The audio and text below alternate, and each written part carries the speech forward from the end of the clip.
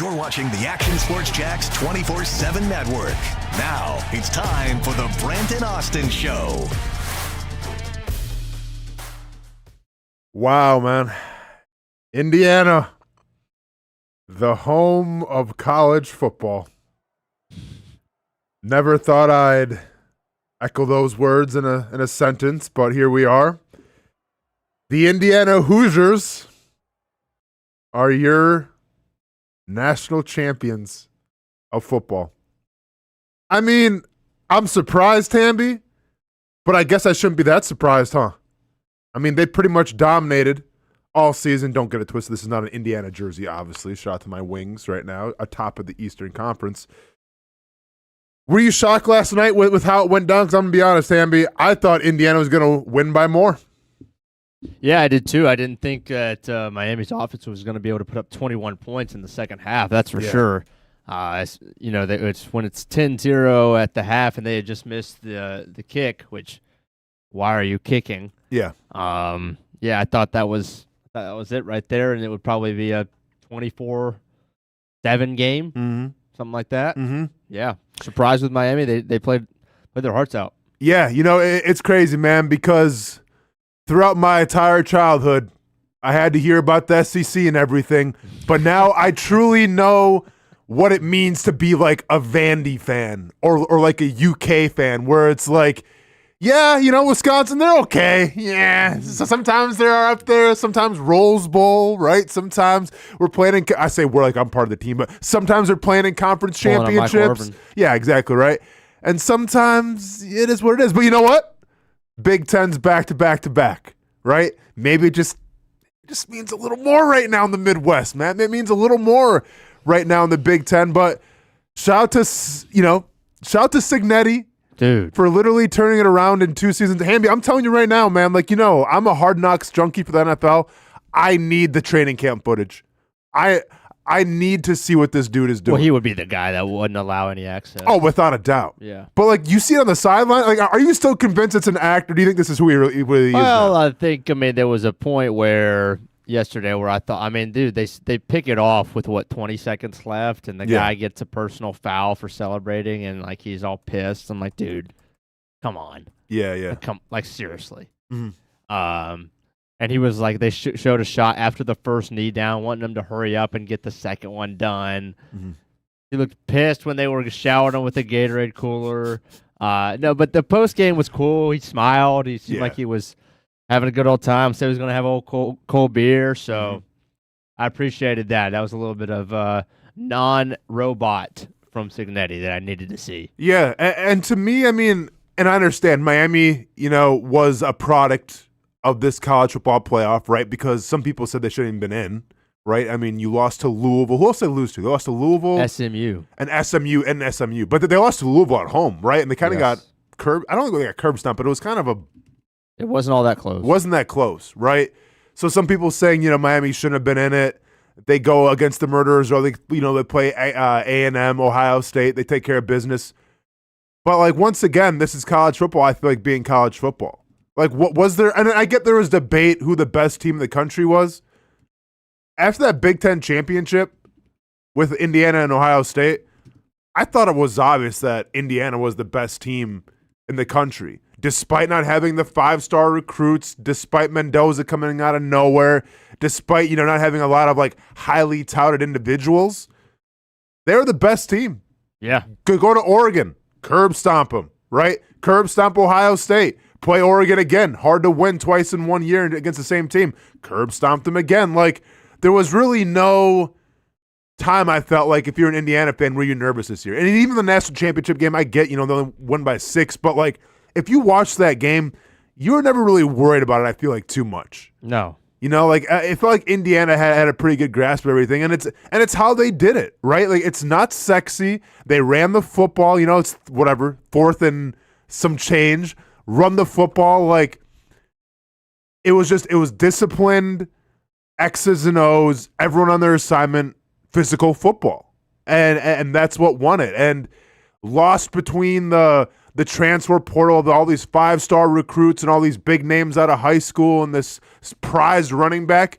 You had a team in Indiana that just knew how to win. Yeah, and was coached properly. And it really begs the question now of, are we going to see a dynasty in the making? Because now what happens when they get some of these highly touted recruiting classes? What happens? I think they're the top team or the second team right now in terms of the transfer portal, in terms of ranking. Like, how is that going to look now? Like, do you think it's only up and up and up from Indiana? Or were they a flash in the pan and all of a sudden they're going to get these highly touted recruits and it goes south? Yeah, I think that'll be, first of all, to bet against Signetti at this point, I think would probably be foolish. Yeah. Obviously. Because he hasn't given you reason not to trust him. Like, in really any hasn't. game. Yeah. He really hasn't. But at the same time, to bet on anybody, like literally any school to win another national championship like next year or in the next few years, I think would also be foolish because it's so wide open. Mm-hmm. And in a 12-team playoff, I think you're going to see, back-to-back is going to be harder than ever. Like, legitimately harder than ever. Without a doubt, because roster turnover is so crazy now. Yeah, well, I would say even without that, the fact that you have to win 4 playoff games or 3 or 4 playoff games, and then, you throw on the roster turnover, like you said, it's almost insane. Mm-hmm. Signetti also said, take a day off today and enjoy it, and then back to work tomorrow, Wednesday, which was hilarious. But, no, look, let me ask you this. What you got? If you're a Miami fan right now and you're thinking rationally, how are you remembering this season?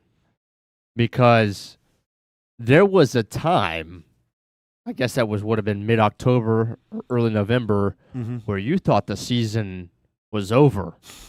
And let me remind people that there were some, now I'm going to say some, calling for Cristobal. Yeah. Because after all, you had just lost to Louisville and SMU. Mm-hmm. Now, fast forward, and those that stuck with Miami proved to be the wise ones because they did an unbelievable job. We're literally one play away, you could argue. I mean, special teams, a fake punt ended up being the difference in the ball game. Yeah. A false start, honestly, by Indiana almost ended up being the difference in the ball game. One play here, one play there. How do you think back on this season?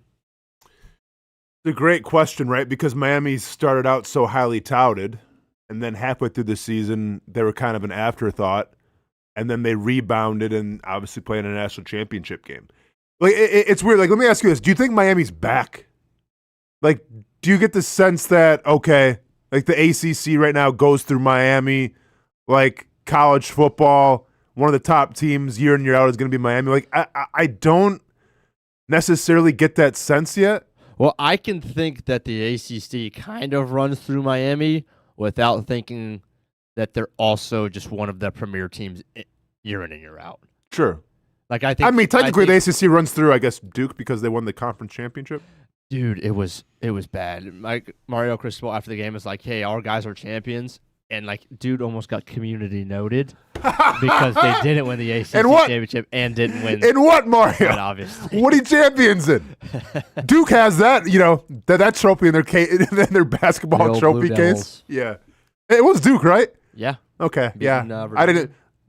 I didn't dream that. Okay. Fantastic. Yeah, that wasn't a fever pitch. Yeah, it doesn't. I don't know, man. We'll see. Like, it was credit to Miami, a great season. They rebounded, and that goes to show you too. Like, when you have some studs, especially on their defense, man. Bain, I mean, I assume he's going to be the highest picked defensive player, or is the Cats from Ohio State? I don't know. Yeah, maybe second overall. Yeah. Who's second overall? Obviously, Indiana or Vegas with the number 1, and Tom Brady and all those guys were in attendance. Davis. I know the Titans are 4th. Because Dante Moore is returning, so that means, the Jets. Yeah, like, Jets, they should take him, but maybe they take Bain now. Yeah, we'll see. And do you think Mendoza showed you everything that you need to see to him being, like, unequivocally the number 1 quarterback going in the draft? Yeah, here's the funny thing is, the answer is yes. Yeah. At the same time, give me a quarterback in recent memory that is less Vegas than Fernando Mendoza. You know what I'm saying? Like, less Vegas or less black hole, honestly. And I don't know necessarily who it fits Vegas right now. 'Cause I'm not really sure of their identity. Hey, but it ain't it's not Fernando the kid Mendoza. that's staring at the camera. It ain't him, man. Synergy. But who knows? Maybe that's what Vegas needs, man. Maybe Vegas needs a little bit of a clean cut character, right? Maybe Vegas got to clean it up a little bit, right? Like you got the like Max Crosby, for instance. Like he seems a little more like a player's player up around the edges. If he's going to be there next year, we'll see. Tatted up and everything.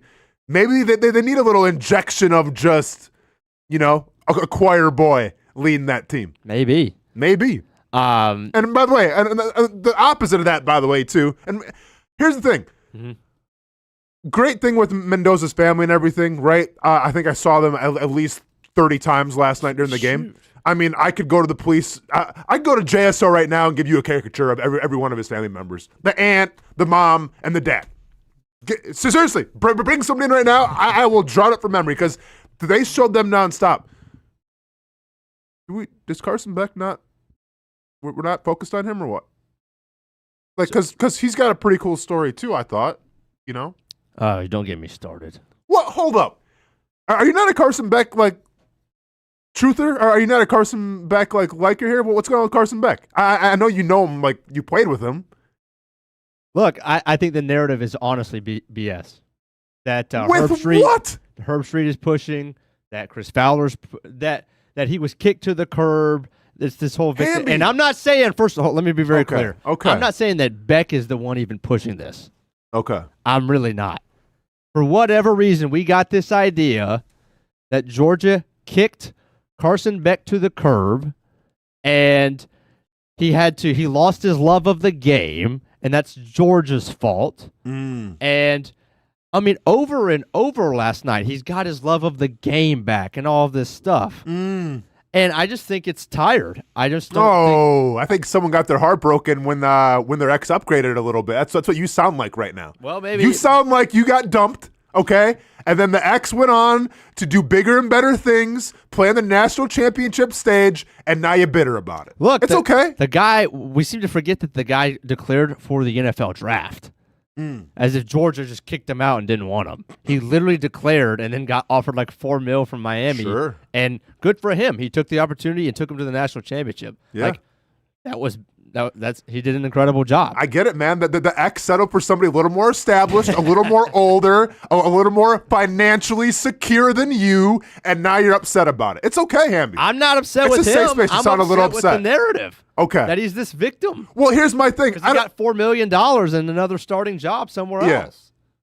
Get a break. Regardless of all that, I'm just saying you have a national championship level quarterback playing on the biggest stage. I didn't know, it was the Mendoza show, and I get he won the Heisman and everything. Well, yeah. Hamby, I saw a Bella Danger more than I saw Carson Beck's family and friends. And tell me I'm wrong. Tell me I'm wrong. You're not. Tell me I'm wrong. You're not wrong. Okay, so then how are we going to justify that? Okay, I don't know, because when Beck was at Georgia, they showed his mom all the time. I mean, his mom is literally neighbors with my parents. Okay. All the time. And now they don't give her any love. They used to give her, Carson's sister. That's what I'm saying, man. What happened with that? They don't show him at all. I don't know. Maybe if because they sure as heck show Mark Fletcher's parents all the time and his mom. Yeah. 30 times I saw.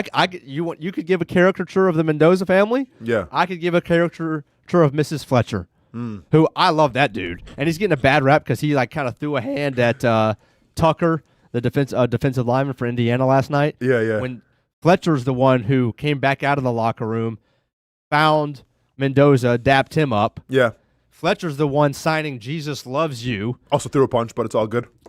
But he's only getting a bad rap. I'm like, hey, let's point out both sides here. Well, don't punch players though after the game, right? Dude. If I just lost a national championship and somebody's still coming in my face, rubbing it in my face, I think Mark Fletcher was standing on some business. Okay. Good for you, Hamby. I'm a fan of Mark Fletcher. Okay. And I'm a fan of Mom, even though she is afraid to fly on the plane. Yep. Because she's putting an insane amount. I think they said 100 and something thousand miles on the car. Mm-hmm. all that to say, I don't know where Beck's family is, but we got the Fletchers and we got. Well, the no, Mendoza. hey, we got the Fletchers and we got Michael Irvin acting like that's Bro. It almost felt like Miami was fully back. Did you see? Because- go Bro ahead. thought he was Stephon Diggs. Oh, I know. Did you see it? Yeah, I saw it. Man. I gotta find it. You gotta find it quick. Bro. Yeah, listen, like it was an interesting contrast between seeing the Mendozas, Mark Cuban. Bro. Oh yeah, dude played. Bro thinks he's Stephon. Dude played. Dude played and lost it all, man. Come on, Left his heart in the field. Get off of the field. Left his heart in the field, man. I swear to you, we're gonna be back. Dude, that was literally me watching the Brewers-Dodgers series. Thinking just, okay, well, it's never going to happen. That's cool. We just can't afford it. It's fine. I mean, that's ridiculous. What? You didn't play. I know, but have you not been following the Michael Irvin saga I know. the I'm not entire college football surprised, but playoff it's like, run? dude, I Yeah. mean, that is such a clout thing. It's like, Yeah. oh, Stephon got so much, praise for this. And now that's a real thing. You always watch the other team celebrate because you'll be back. Michael, you're done, dude. What are you, 55? Yeah. How old is that guy? Mm-hmm. But come on. No, listen, it was just the only point I was making. It was a shark, and you may not like the whole Carson Beck situation, how he left you at the altar, went to Miami, went playing on a national championship level. Sorry about your Georgia Bulldogs. I just thought it was an apparent, like, you had the Miami side, which was a little more of, hey, here's Lil Uzi, here's, a Bell of Danger, and then here's a nice wholesome Mendoza family. And, by the way, Mark Cuban went to Indiana as well. Like, that's what it is. And shout out to the olds, by the way, who had no idea who a Bell of Danger was last night on the internet. Keep asking why we keep showing this woman. And they got clued in really quickly. And you know what reminded me of, too? Like, listen, shout out to her, whatever's going on with that whole situation. It's very Miami-ish. Thank God you don't have to deal with that in Jacksonville, right? With the Jacksonville Jaguars. Give me Asher Grodman as the diehard fan, right? I don't watch the show. I know he's an actor. Don't really know anything about him. But, hey, he shows up. He does the video stuff, like the TikTok stuff, and we'll see you later.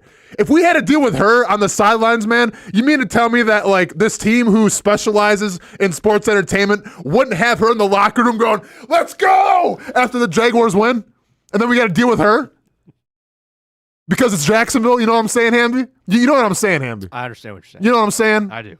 We'll take the Asher Grodmans and influencers I've never heard of before. Yes, we will. And we'll let her just do the whole Miami thing. That's no problem. We're all good. Yeah. We're all set. All right. Hey, let's welcome in Marcel Robinson. Yeah.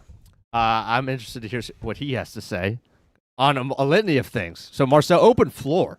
I mean, wherever you want to go with this, because I feel like there was at least a handful of things that you could have ran with in the last couple of minutes. Yeah, man. First off, I just want to say, Austin, you out of pocket. For what? You talking about you of all people? For what? Talking about Whoa. someone throwing a punch. Me about? Oh yeah, you can't do that, man. Can we roll the tape of? Can we roll back the tape of Austin during training camp during the time of the Jacksonville Jaguars? And you got the nerve to talk about someone throwing a punch in a football game. Good point. It's a good point. Yeah, I mean, it's just obviously You're out of control. Well, you didn't see the whole. This is the problem with social media, right? You didn't see how it occurred. All you saw was the punch. I wasn't a fan of the punch. Thought it was a very sore loserish. But I mean, I wasn't a fan of the punch either. But Yeah. hey, man, it's a national championship. But game. what a nice contrast. He throws the punch, then all of a sudden, like 5 minutes later, he's talking to Mendoza, like giving him a hug and Hey, everything, man, sometimes tempers flare. Sometimes. All of us have played in athletics. Sometimes, sometimes your athletic demons take over and you get out of pocket. I feel you, but I feel like if the roles were reversed and then like Mendoza lost, I don't see Mendoza throwing a punch at somebody. First of all, you don't see him throwing a punch at all. Period. Of course. Yeah, without a doubt. But like he's being touted, this is like he's a great, like Christian dude. Well, so was Fletcher, but like Fletcher is getting the bad rap now because of the punch. That's why I got to defend Fletcher. Go and defend him, man. You're not defending Carson Beck at all, that's for sure. I don't. I'm not going to sit here and defend the punch. I do think it was a bad moment. Yes. But I don't think we should be crucifying the guy because he had a bad moment. Okay. Were you happy for Carson Beck to get to the national? Because, I mean, obviously you're a Georgia fan as well. Yeah, I was. Okay, so there's no politics involved with man, you in Georgia. Look, I've been covering, Get your money. I've been covering Carson Beck since he was in high school here. Obviously, Hamby's known him for a long time, too. Mandarin's finest, yes. I mean, he was the only reason I was rooting for Miami, to be honest with you. I mean, my team wasn't in there as far as I'm concerned. I don't give a damn who wins. But I wanted him to win. Obviously, we got some guys on the Indiana side, too, but nah, I don't. I mean, look, I'm gonna be honest with you. I thought the split between Carson and Georgia going to Miami, I'll be honest with you, I wanted him back at Georgia, but I think that was probably the best decision for him anyway, honestly. I think that sometimes a change of scenery can be good, not to rehash old things, but I have on fairly good authority that Georgia did want him back. It wasn't like a Georgia didn't want him type. How could you not want him back? I mean, like, come on. I think a change of scenery was good for him, honestly. I mean, it was already going to be messy anyway because of how he went down the SEC championship game, and people were wanting to turn the page to Gunnar Stockton anyway. So I don't think there's any bad blood from me, with Carson. Okay. All right, let me get the thoughts on Mendoza. So we've had Austin. You just went in on the celebrity, I guess you would say, for Miami. Yeah. Mendoza brings in Lil Uzi Vert. Yeah, that was kind of weird. What do you think about that? I mean, it felt very like Tim Tebow, Aaron Hernandez-ish type of relationship, like two guys from opposite ends of the track. I like that. No, I'm not the out of pocket one anymore, but you're absolutely right. Not specifics, obviously not included, but I thought I don't have a problem with it, man. I mean, look, let's be honest. I mean, Mendoza, he's a quirky guy. He's kind of a quirky kid, right? Oh, yeah. But he is, yeah. It's There's fun. some quirk to him. That's a good way to put it. Obviously, like us media people, like we kind of find a little weird that he looks into the camera when he does post game interviews. Drives me absolutely insane, man. That's awkward. like Jim Halpert from The Office, just like breaking the whole wall. time. Yeah, I guess so, man. That's wild. I don't have a problem with it, man. I think it's cool, man. I think it's interesting. It's different. It's very different. Yeah. But I mean, at the end of the day, the guy's making plays. I mean, you can't be mad at the guy after the performance he had last night. I mean, dude was wheeling and dealing. So he can bring whoever the hell he wants to the game if he wants to.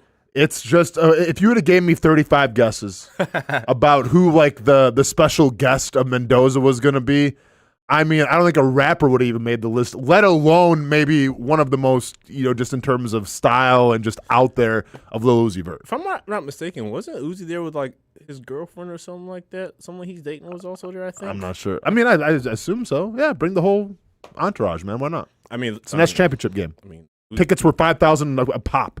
I mean, Uzi's kind of a little quirky guy himself, is he not? A little, yeah. He's the quirkiest. So there you go. There you go. He's the Mendoza of rap music. All right, There you gotcha, go. man. Look, you said the ticket prices. Let me ask y'all this. Mm-hmm. Because I'm watching the game, and everybody, I think, would agree with me that it sounded like an Indiana home game.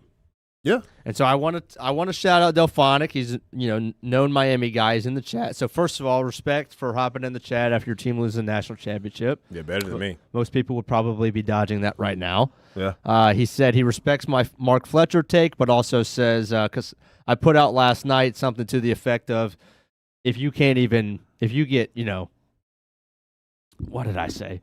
I mean, I said something to the effect of Indiana's. Doesn't even remember what he said on Twitter. See, I'll pull it up. Tell me you're not going down the Brent Martineau road when you can't even remember what you said on Twitter because you're tweeting so much. Oh, man. No, I was not tweeting that much. Well, then how can you even remember what you said? I said, Stand by your words, man. I said, if you're lucky enough to get a national championship at home and can't even fill out half the stadium, you don't deserve a win in a national championship. Miami fans should be ashamed of themselves, however few there actually are. I don't know about that, man. Okay, them Hamby, ticket prices are I don't steep. care about it. It's Miami. Y'all don't have anybody there that could pay it? I mean, I'm not sure trying you to hear the ticket prices. It was just it was just Indiana olds. Miami's got olds. It was Indiana olds, by the way. I agree. And Miami's got olds. and Miami's got olds as well. But this is the problem, I feel like, is that you're taking away the best part of college football and why we celebrate it so much. It's the ambience and it's the students. You mean to tell me whether you're a student at Indiana or you're a student at Miami, unless you're a trust fund baby, how are you getting into that game? No, Taco Bell was helping out. The Live Some Moss section. For the students. the Live Moss section. Yeah. But like, The lip mask section's unbelievable. Dude, you got to get half.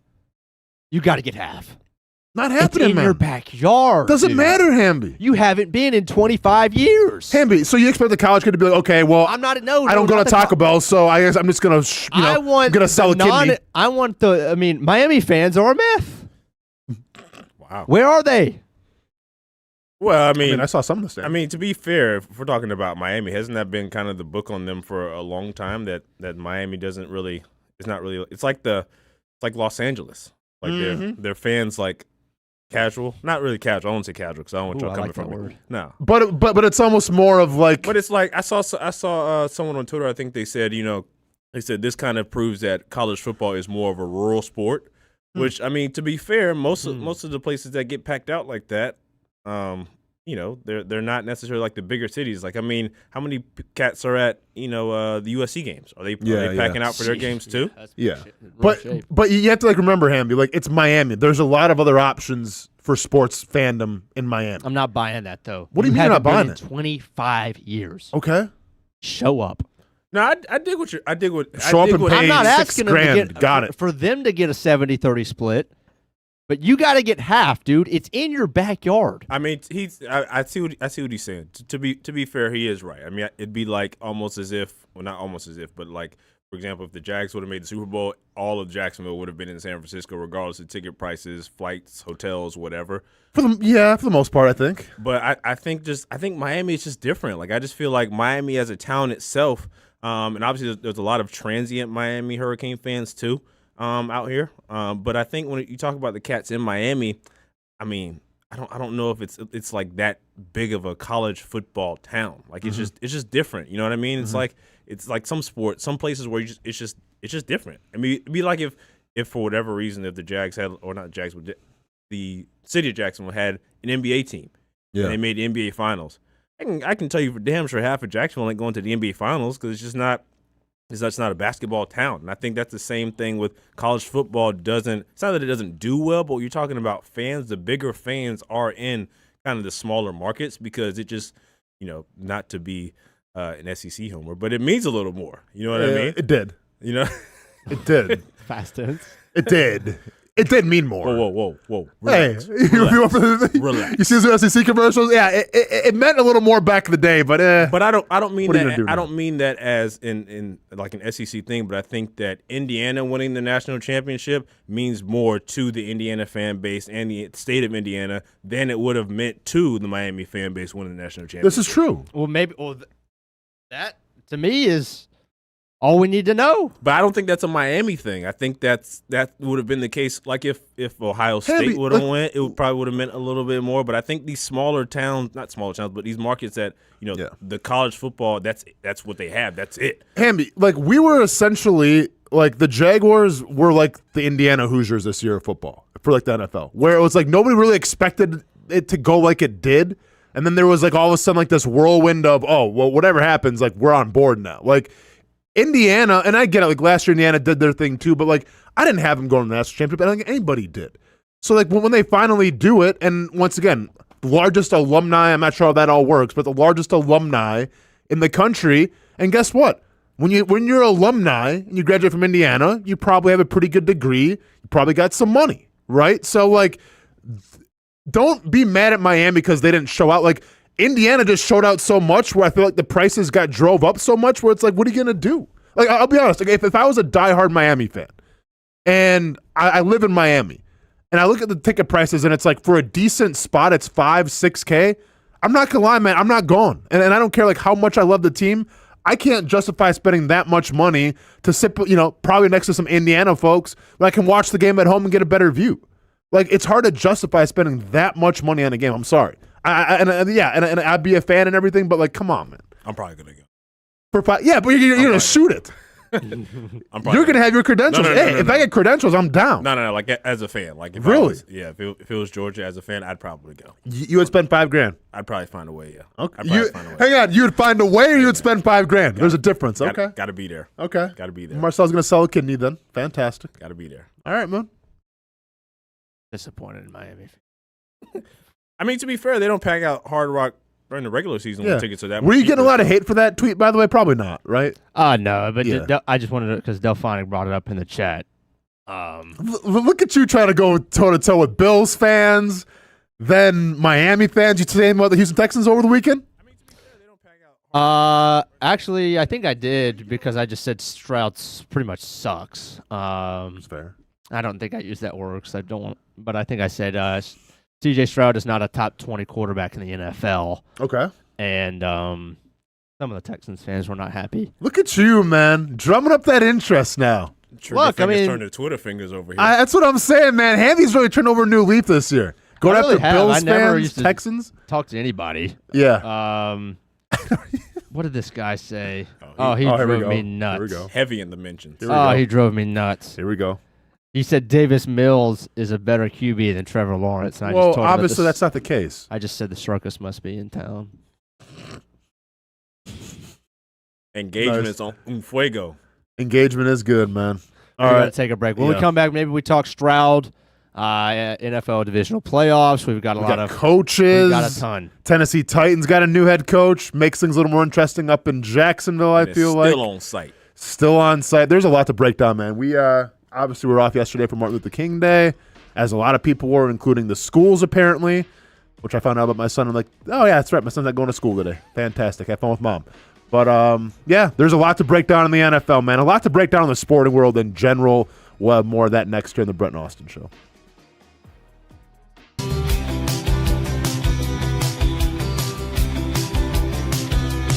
Welcome inside the Armor Guard exterior and gutter helmet showroom. There's a lot going on, like glass exteriors, replacement windows, and down there we have the retractable screens and awnings, plus hurricane protection. Let's talk more about those gutters, and to do that, we bring in Kevin. He's the owner, he's the expert. Why Gutter Helmet? Well, Gutter Helmet's truly the only maintenance-free product. It lets the trash and debris go on the ground, the water wraps around and goes inside. Unlike filters, they sit on top of the gutters, and the trash and debris build up on top of filters, which requires maintenance. With Gutter Helmet, we're going to keep you off the ladder, the most dangerous thing in your garage. With Gutter Helmet, you'll never clean your gutters again. So get off the ladder and put on the helmet. Gutter Helmet.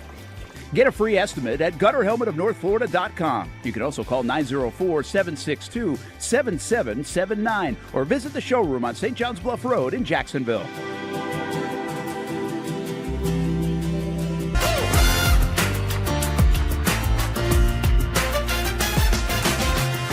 Empower a future, inspire a dream.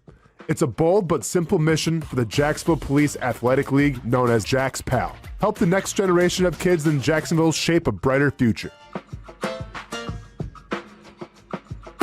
Their after-school programs, teenage leadership programs. There's community outreach. It's been just an awesome opportunity to be out here with my colleagues and do something good for the community. It's really been an interesting opportunity to just see everybody work together in a way that we don't normally in the office. And there's sports.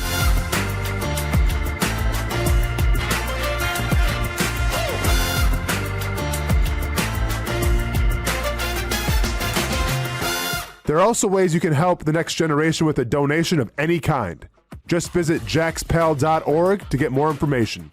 Empower a future, inspire a dream with Jax PAL. It's one of the hot spots in the area. Welcome you to String Sports Brewery out at the beach. Big crowd on hand tonight. The fans are here. And now, the newest hot spot at the beach is open. String Sports Brewery in Jax Beach has opened its doors with rave reviews. We're going to be fans forever. Cozy up to the bar, grab a seat in the sports-themed restaurant, or grab a seat outside and feel that breeze coming off the beach as the weather warms. Just like the original location in Springfield, try the popular beer menu and come for lunch or dinner too, because the food is fantastic. We got a special guest in the house. He's happy. He's feeling good. He's Trayvon Walker. It's where we hosted Jags Report Live in the football season, and the String Sports Brewery staff can't wait to host you. Hey, welcome back here to String Sports Brewery. And if you haven't checked out the new location in Jax Beach, you got to do it. String Sports Brewery, now with 2 locations in Springfield and now open in Jax Beach on Penman Road. Sun's out, suits out. That's right, it's summertime in Florida, which means it's time to say goodbye to bulking season and hello to shredding season. But if you're like me, you're having a hard time sculpting and shaping those final pounds. That is until I came and saw my friends over at Ponte Vedra Vein and Aesthetics. Right now, everyone is hopping on the Evolve X train, and the only destination is finding your perfect summer body. The technology uses electrical muscle stimulation and radio frequency energy to cause your muscles to contract, all while heating up those deep layers of your skin and tissue to produce collagen and reduce fat. It's like doing 1,000 sit-ups in 30 minutes. No pain, no needles, just results, right? That's right. So leave those winter layers back at the station and come look and feel your best with the team here at Ponte Vedra Vein and Aesthetics. Visit them at one of their 2 locations, either over in Ponte Vedra or on the south side.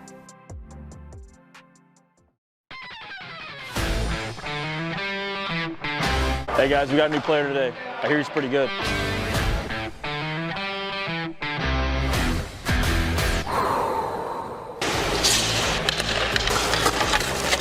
Heard this guy played in the NFL. I think he's an MMA fighter. I've actually been on his show, the Brent and Austen show. Football and fighting, that's the easy part. Let's see if I still have it on the ice.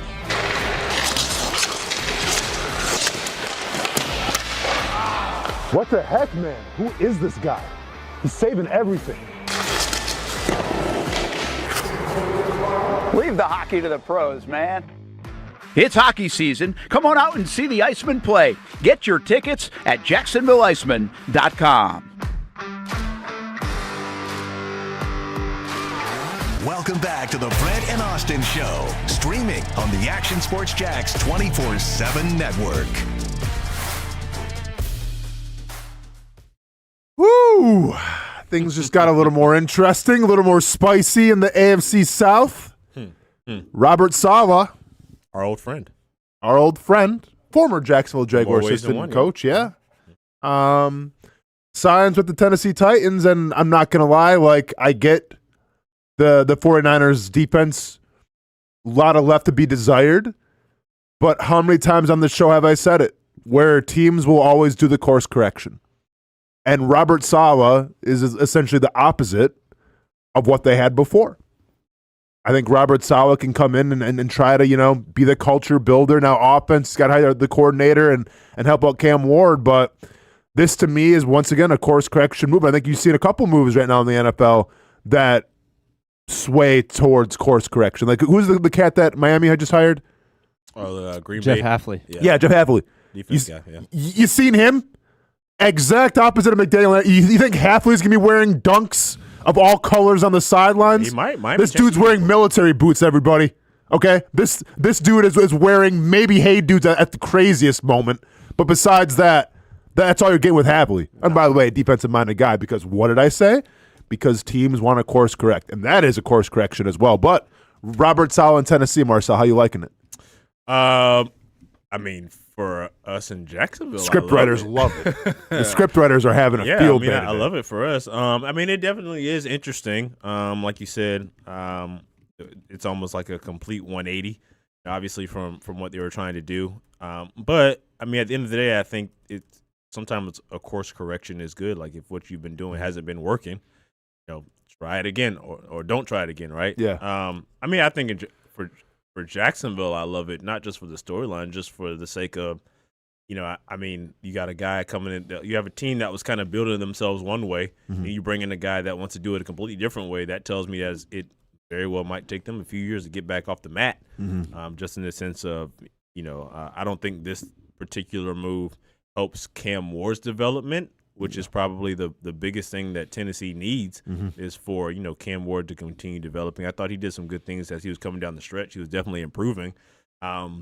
Even with, we'll just call it the supporting cast that he has, it wasn't particularly great. So say it lightly. So, I don't know. I've never, I think Tennessee at one point, they did have a pretty good stout defense, if you will. Obviously bring that kind of that violent nature, but maybe that's what they want to do. Maybe you bring a guy like Robert Saleh in to kind of bolster and really kind of put his stamp on that from a defensive standpoint, and then maybe he brings in a guy on offense that can continue doing what they're doing. So yeah. Well, and here's what makes you nervous, because the rumor is that since Saleh got the gig, that Mike McDaniel might be a favorite now to call the plays with him in Tennessee, since they have a history together. That tandem would be scary. Good work. I'm not gonna lie. Like, do I fear Robert Saleh? I got Liam Coen in 2 rounds. I do. I'm not worried about Saleh. But now if you pair Saleh and Mike McDaniel calling the plays and developing the quarterback for a couple years, I think that warrants a little, okay, well, now I'm paying attention to the Tennessee Titans. Like, all of a sudden, I'm coming out of my hibernation of sleeping on them, and now I'm kind of like, okay, I'm awake. I'm still groggy, but I'm awake right now. Yeah, I think it's interesting that, if you told me to find a coordinator or former head coach that is closest to Mike Vrabel, it's probably Saleh. So this literally is, to me, this is Vrabel 2.0. Defensive guys, culture dudes, hard-nosed, old school. That's Vrabel, that's Saleh. That's why Jags fans wanted Saleh as the DC last year. It was wishful thinking following Caldwell and all that. And then obviously with our man who was supposed to give the script to the Bills, Ryan Nielsen. Yeah. I think this is a great move for Tennessee, but it just seems like, man, what could have happened if you were just stuck with Vrabel? Like, if you just wouldn't have pulled the plug. Like, you're literally just trying to get back to where you just were. And imagine if Vrabel maintained that defense with Derrick Henry, and then you were actually going to give him a quarterback, Cam Ward. What would Vrabel have done even last year? And obviously the rest of their roster was plummeted because they knew they weren't in a space to compete. Right. And that would have been totally different if Vrabel would have still been the head coach. So regardless, it's still going to take a while. And now they do have $100 million in cap space. We get that. But this, I think, would be way bigger of a turnaround for Tennessee than even what was for Jacksonville here last year. Like, if they were to win 8 games, I think that would be almost a bigger accomplishment for Saleh and co. Than it was to win 13 for co, because I think their roster is that bad. Well, especially in the division they play in too, right? Because obviously I think Houston's going to be pretty solid. We know what Jacksonville's going to be already, right? And we'll see with Indy, because they're a quarterback away from at least being competitive, I feel like. But who knows what's going to happen there. No, I agree with you, Hamby. But once again, to me, it comes down to who the offensive coordinator is going to be. Sure. And I think if it is Mike McDaniel, the thing that makes you nervous is there's some offensive coordinators where it's like, okay, they're there a year or 2 max because, like, they're going to be the hot name of teams. Do you think a team's going to really want to hire Mike McDaniel as their head coach again one day? Like, I think for what it looked like in Miami and what his personality is, like, I don't think teams are necessarily going that direction anymore in terms of, like, the uber-friendly players coach. Like, I think I think teams want more of, like, the Liam Coen, like, fiery, can lead men and still call plays. Like, I'm not sure if Mike McDaniel is cut from that cloth.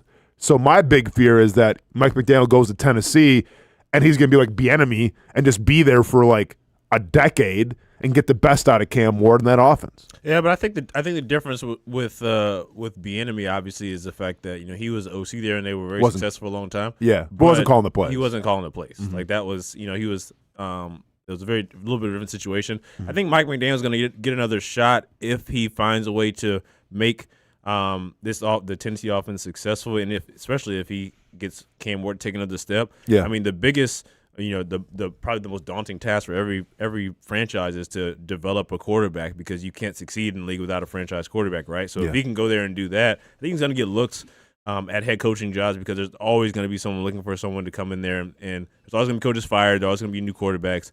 And also, I think just even with this coaching cycle, the way that we've seen this kind of go is that, the recycling of these NFL head coaches is like, death taxes, and coaches get fired and get hired. Sean McDermott probably going to be the next guy to do that. 100%. But also, if you look at Miami, what the hell are you doing? This guy made a complete mess in Cleveland, and this is the guy you go after straight off the bat like that, and a guy like Kevin Stefanski. I'm telling you, man, it's the course correction, Marcel. Like, this is, and I'm not saying that I agree with it all the time, but this is how teams think. Teams think, okay, it went so bad for us here, we need to do a complete 180 because one would think, well, if it went so bad for us here, the 180 will get a success. And that's not how it works. But. That may be true, but what did Kevin Stefanski show you in Cleveland that makes you think that he's going to come in to your team and do better? I don't think Kevin Stefanski, from what I saw last year, and between the Browns and the Falcons, I don't think Kevin Stefanski did a better job than Raheem Morris. You see, I think with Stefanski, it's the hope. Well, yeah, it's the Flacco, it's the development of the quarterback. Like but you're basing it more off of wishful thinking than actually facts. Well, you willing to put your job on the line for that? No, that's what I'm saying in Atlanta. No, I'm trying to prove your point. Where it's like Atlanta looks at Stefanski and goes, okay, like this is what it could be with him. Instead of getting a guy like Harbaugh in New York where it's like, we know what we're getting. You know, like, yeah, it's going to be a hard division, but like with Harbaugh, we know exactly what we're getting. We're going to be competitive. Like, he's going to turn the culture around, all this stuff. Stefanski, it's more wishful thinking. Like, I think nowadays teams love to go with the more wishful thinking route than actually the proven track record route. Yeah, but there's so many more instances of that not working than there is succeeding. Without a doubt. And I think that just Mike McCarthy, come on down for a third time if we see this again. I mean, yeah, you know, yeah, like it can go both ways. I mean, it's like you said, like, you know, this isn't I'm not necessarily putting Robert Saleh in this particular category, but you know, just the way that these coaches are recycled. You talk about wanting to get in the kind of wave of bringing in new blood, like a Coen, or like even like if, you know, or when it eventually happens, you know, Grant gets a job, Udinski gets a job, and Campanile gets a job. Yeah. It's, you know, these are guys that they don't necessarily have head coaching experience, but they're showing, you know, the recency bias obviously is in play, but they're showing, you know, improvement in whatever they're in charge of, and you get guys like gosh, we just said his name, Kevin Stefanski. Regardless of what you say about with, you know, what he was able to do with the Flacco situation, like the way they just made a mess of that up there in Cleveland with the quarterback situation in itself, he's stepping into a situation now where obviously you got a guy in Michael Penix recovering from an injury. Who knows when he's going to be available? And you got a guy, Kirk Cousins, who you don't know. You might have both of those guys. Is he going to come into Atlanta, do the exact same thing? But up there here's the thing. No, I hear you, man. But like Atlanta, they got some pieces that you like. Ownership's obviously behind you. And they go from Cleveland where I had, Shadur Sanders, Dylan Gabriel, and then I had Deshaun Watson. He's going to Atlanta with a layup. Like, what a breath of fresh air. What is it, Penix or somebody else? Okay, cool. I can work with that. Yeah, like, but the way he handled that quarterback situation up there in Cleveland was it makes you wonder. No, it was atrocious. But was that him handling it, or was it the upper management kind of telling him what probably to do? Both. Which was a little combination of both. Yeah. Probably both. Yeah. But, I mean, I don't know. I just feel like when you're talking about bringing these head coaches in for these teams, like recycling guys of it, you know, it's like, oh, it didn't work there. Maybe it'll work here. You know, or maybe it won't, because typically it doesn't. So I don't know. I mean, I think kind of getting back to what we were initially talking about, obviously with Robert Saleh in Tennessee, I think, you know, if the combination of him being paired with an offensive guy who can come in there and knock stuff out, it's good. For a guy like Mike McDaniels, to answer your question, I think he will get at least a look. I don't know if he'll get another job for a head coach. Yeah, at some point, because for one of the things that these teams value is head coaching experience. Like, they've seen a guy, like, even whether it was good or bad, they have experience kind of in that head coaching position. So everything else, maybe it was a bad fit. You know, it's always maybe it was this, maybe it was that. But the one thing that hurts McDaniel is when you talk about what his teams were, they were soft. Like, they were offensive driven, speed, okay, great, innovative, but they're soft. Well, here's the deal with McDaniel. And, you know, obviously we would prefer if he did not go to the Titans. Well, one of the saving graces, at least with this, is, I mean, there are 11 offensive coordinator openings right now. And a lot of these openings have good quarterbacks. Yeah. Like, not to say that he would be comparable or have any kind of the same scheme fit as the Chargers, but, like, that job's available. You would think that McDaniel can pretty much choose wherever he wants to go. The Chiefs is available. He could go with, if Andy Reid wanted to, which I doubt Andy Reid would want to. I'm just saying, if Mike McDaniel wanted to take lesser even of a role, what if he goes and sits for 3 years under Andy Reid and they win again? You don't think he's going to get another opportunity as a head coach, being that he was right under Andy Reid? Or what if he almost went to the Lions, we think. it was kind of a shock yesterday but that they hired Drew Petzing. Why didn't he go to the Lions? Well, I don't know. Well, they came out and said it. Dan Campbell came out and said why McDaniel didn't go to the Lions, because you would think with Gibbs and Amon-Ra. Right. But what did Dan Campbell say? He wasn't a fit for our culture and wasn't a fit for our team. Like, there's a preconceived notion of what Mike McDaniel's teams are. Like I said, people think they're soft. You think of Detroit Lions, that's the opposite of what Dan Campbell is. Like, listen, it would have made a great reality TV show, Dan Campbell and McDaniel, but like it's got to be the proper fit and it's got to be the proper environment. And that's why I feel like, will he get another opportunity one day as a head coach?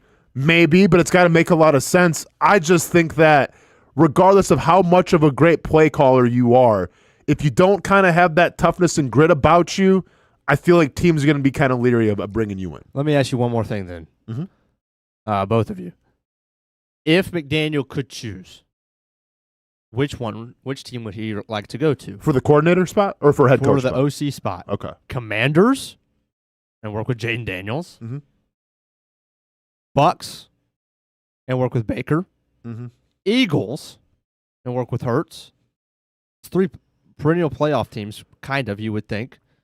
Chargers and work with Herbert. Or Ravens, depending on who the head coach is, and work with Lamar. I mean, he's got to be licking his chops here. So my question, I mean, it's kind of a two-parter. Where would you go? / is the Titans that high? Not for me. Not for me, but but why it's high is because he knows Robert Saleh. They work together. I understand. Like, I don't think, like, you just named some teams. So, for instance, like, I don't think he has a relationship with Harbaugh. Yeah, but do you think Washington's going to bring him in after just had Kingsbury and that didn't work out too well? Probably not. They're kind of comparable. Right. If I'm McDaniel, to me, it's the Ravens. It's Lamar Jackson. As long as Lamar Jackson's going to be there, like, you run this up tempo, RPO type of offense. What happens if you get a quarterback that can actually run with the football? Well, that's what McDaniel, I'm sure, is pitching to Washington as well. Yeah, true. But once again, I just don't think I don't think with Kingsbury there. I think to answer your question in terms of if he had his pick of the litter just off of a pure fit standpoint, I think for me it's probably, if I were him, I think from a fit standpoint, I think it's probably Washington. If he had his choice, not necessarily if they want him, just like you talk about, his kind of style is more fast and finesse than physical. Yeah. When you talk about a Mike McDaniels type of offense, I mean, you get a guy up there in Jaden Daniels who can obviously distribute the ball around. From an offensive standpoint, I feel like of all the teams you named, I feel like Washington might be the one that values that speed on the outside a little bit more, kind of get those receivers, not just going vertical, but getting them kind of lateral. Like I know that was one thing with Miami is they loved, the quick, get the ball out, let your guys get out in space. I mean, I think you talk about what they have up there, the weapons that they have in Washington, I would think that probably is a better fit for him, and having a guy like Jaden Daniels who can move around and, knows when to not get hit, unlike Tua, but move around a little bit and get the ball out to, guys. I mean, obviously you got guys like Scary Terry. I'm sure he would be licking his chops to get the ball on some slants and some dig routes in space and then be able to just use the speed and quickness. So I think from a fit standpoint, that's what I would say. Well, and especially, too, because who's the cat? I can't think of the other receiver. Debo. Like, I feel like they could use Debo, too, as well. Like, no, I think, like, in terms of roster construction and offense, I think Washington's the best fit. But also, I'm really intrigued to see what it would look like if you have Lamar Jackson as his quarterback. But, I mean, Jaden Daniels, you can call Lamar Jackson light with the way they play. I mean, dual threat nonetheless. And also, to your credit, or to your point about talking about him potentially in Tennessee with Robert Saleh, Dan Quinn, he's a defensive guy. True. So, again, you have a situation where, Quinn's going to really have his stamp on the defense, and then he can kind of lead the offense to somebody else. Yeah, real quick, I want to get to the shout. Dephonic said he could even go to the Bills if they were to hire a defensive-minded coach, kind of to that, again, that same point. Him and Buffalo would be crazy, though. That would be nuts. Emu Nation X says, perfect example, Josh McDaniels, great OC, but head coach, no. That could be McDaniel for a long, long time. That's fair. And then let me see one more I really wanted to. Oh, Reese Keep the Peace says, do we really think McDaniel can develop a quarterback like Cam Ward when he just lost his QB in Miami, his job as well? Yeah, I mean, he doesn't have – I don't know him to have a track record of, how he works with the QBs. Obviously, he's – Well, didn't he kind of put Brock Purdy on the map? Or was that after? I don't know I think that was I don't know if he put him on the map, but when I think Mike McDaniel, I don't think quarterback Maybe developer. Not. Obviously, we're kind of fortunate to have him right here, but obviously, kind of things what Liam did with Baker, obviously, and there's a ton of situations like that. But I don't know if I necessarily see him as a quarterback developer. I think he's a smart guy who knows how to get guys in the right positions based on the kind of offensive philosophy that they have. I think in the right situation, you could figure that out. I don't think Tua got better under him. So, I mean, Quinn Ewers didn't exactly. I mean, small sample size, but obviously, but I don't know if I see Mike McDaniel as a quarterback developer. I see him as a guy who's a smart guy who knows how to get guys in the right positions to succeed. In most cases, in a lot of cases. I thought of one worst case scenario because I still think if he goes to Tennessee, I'm not going to be the most happy about it because I'm worried with his offensive prowess. But I did figure out one other coordinator that would be probably even worse than him. And I don't want to speak into existence, so I'm going to whisper it. But can you imagine that if Robert Saleh interviewed Grant Udinski and said, hey, I'll pay you more and you can call the plays in Tennessee? Well, I think that's. Can you imagine that? I think Coen has shot that down. Yeah, I don't see that. You don't think Coen's going to let him? No, I don't think he would let him. I think he shot it down where it's head coaching opportunity or. Really? Okay, so you don't think Coen would let him go? Once again, take Tennessee off the table quick. But like, if he got an offensive coordinator gig someplace else to call the plays, you think Coen let him go? I believe Brent. I didn't hear the interview. So I believe Brent said on Friday that's exactly like head coach. He would be all for. Like, obviously, wouldn't want them to go. Yeah. But is obviously wanting them to pursue those opportunities. Yeah. But he would not clear an interview, or else we would have seen that because we have not seen like. Udinski would have already had 4, 5, 6 offensive coordinator. I guarantee it. But teams are still trying to figure out their head coaches, though. Like you can't bring offensive coordinators in before you get your head coach. Okay, look, I think the Bucs would have been offered. Okay. Udinski an opportunity. The Lions would have offered him an OC opportunity. The Eagles would have offered him an OC, at least an interview. Sure.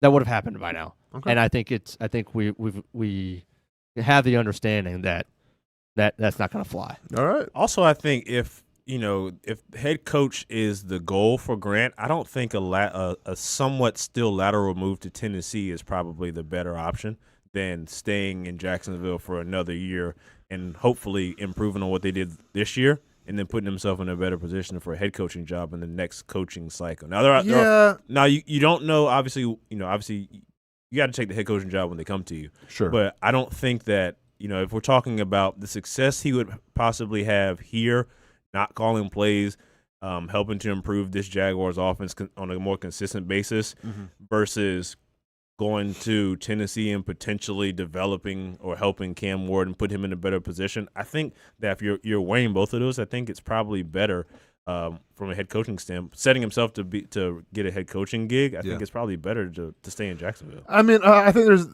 you can go back and forth with this. I think that teams are interested in you being the head play caller just so you have some kind of bet on your resume, some kind of experience. But is it the end all be all? Probably not. But like, I'm gonna be honest. If I'm a GM or I'm an owner, I'm gonna probably bring in guys that have experience doing it.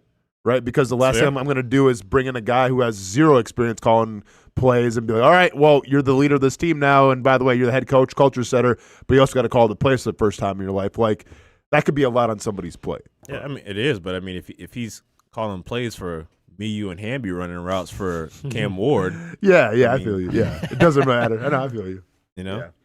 Before we go to break real quick, what's the coveted job now in the NFL if you're a head coach? You looking at Bills, Ravens? It has to be Buffalo. Yeah, it's got to be the Bills, right? I mean, you got an all-world guy leading you. Yeah.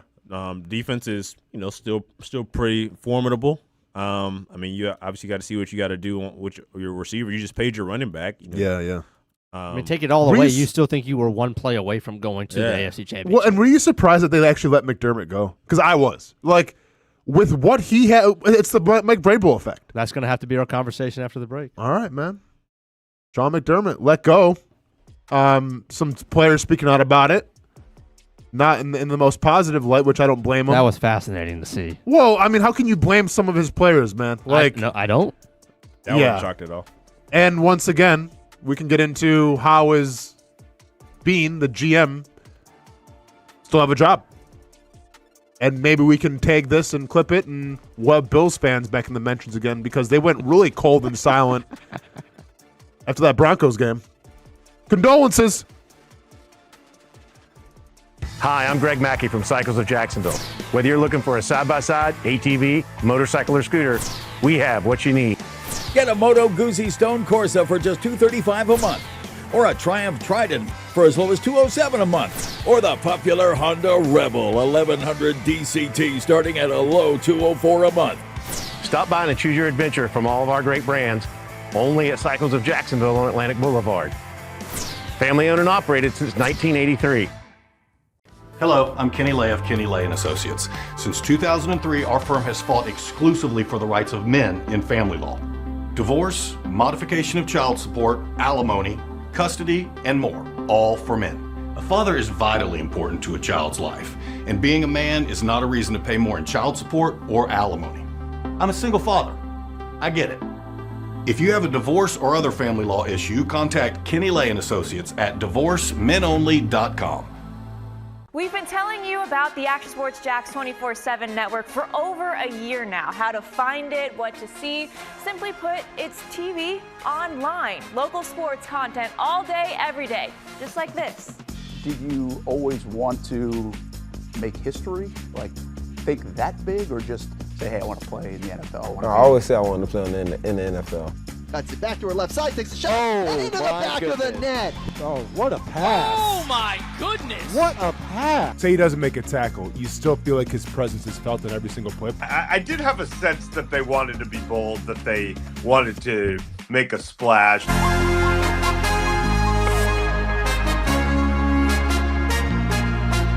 It's content you won't find on TV. Find it on actionsportsjax.com and just sit back and watch local sports all day on the Action Sports Jax 24/7 network.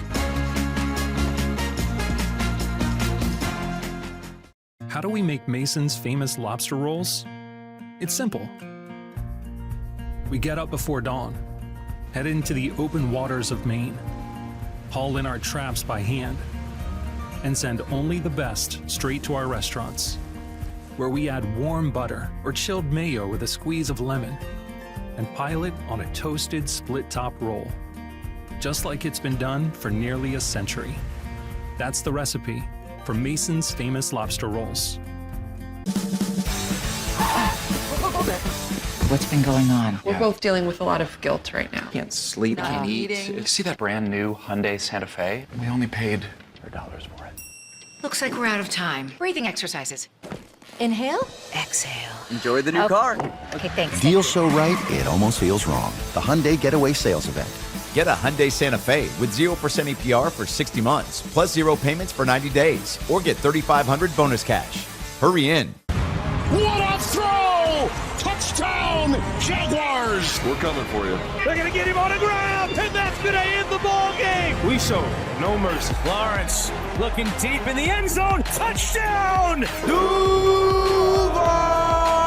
ETN is going to take it all the way. Right here on CBS 47. CBS 47. Right here. Your official station of the Jacksonville Jaguars. And the Jaguars strike first. Go Jags.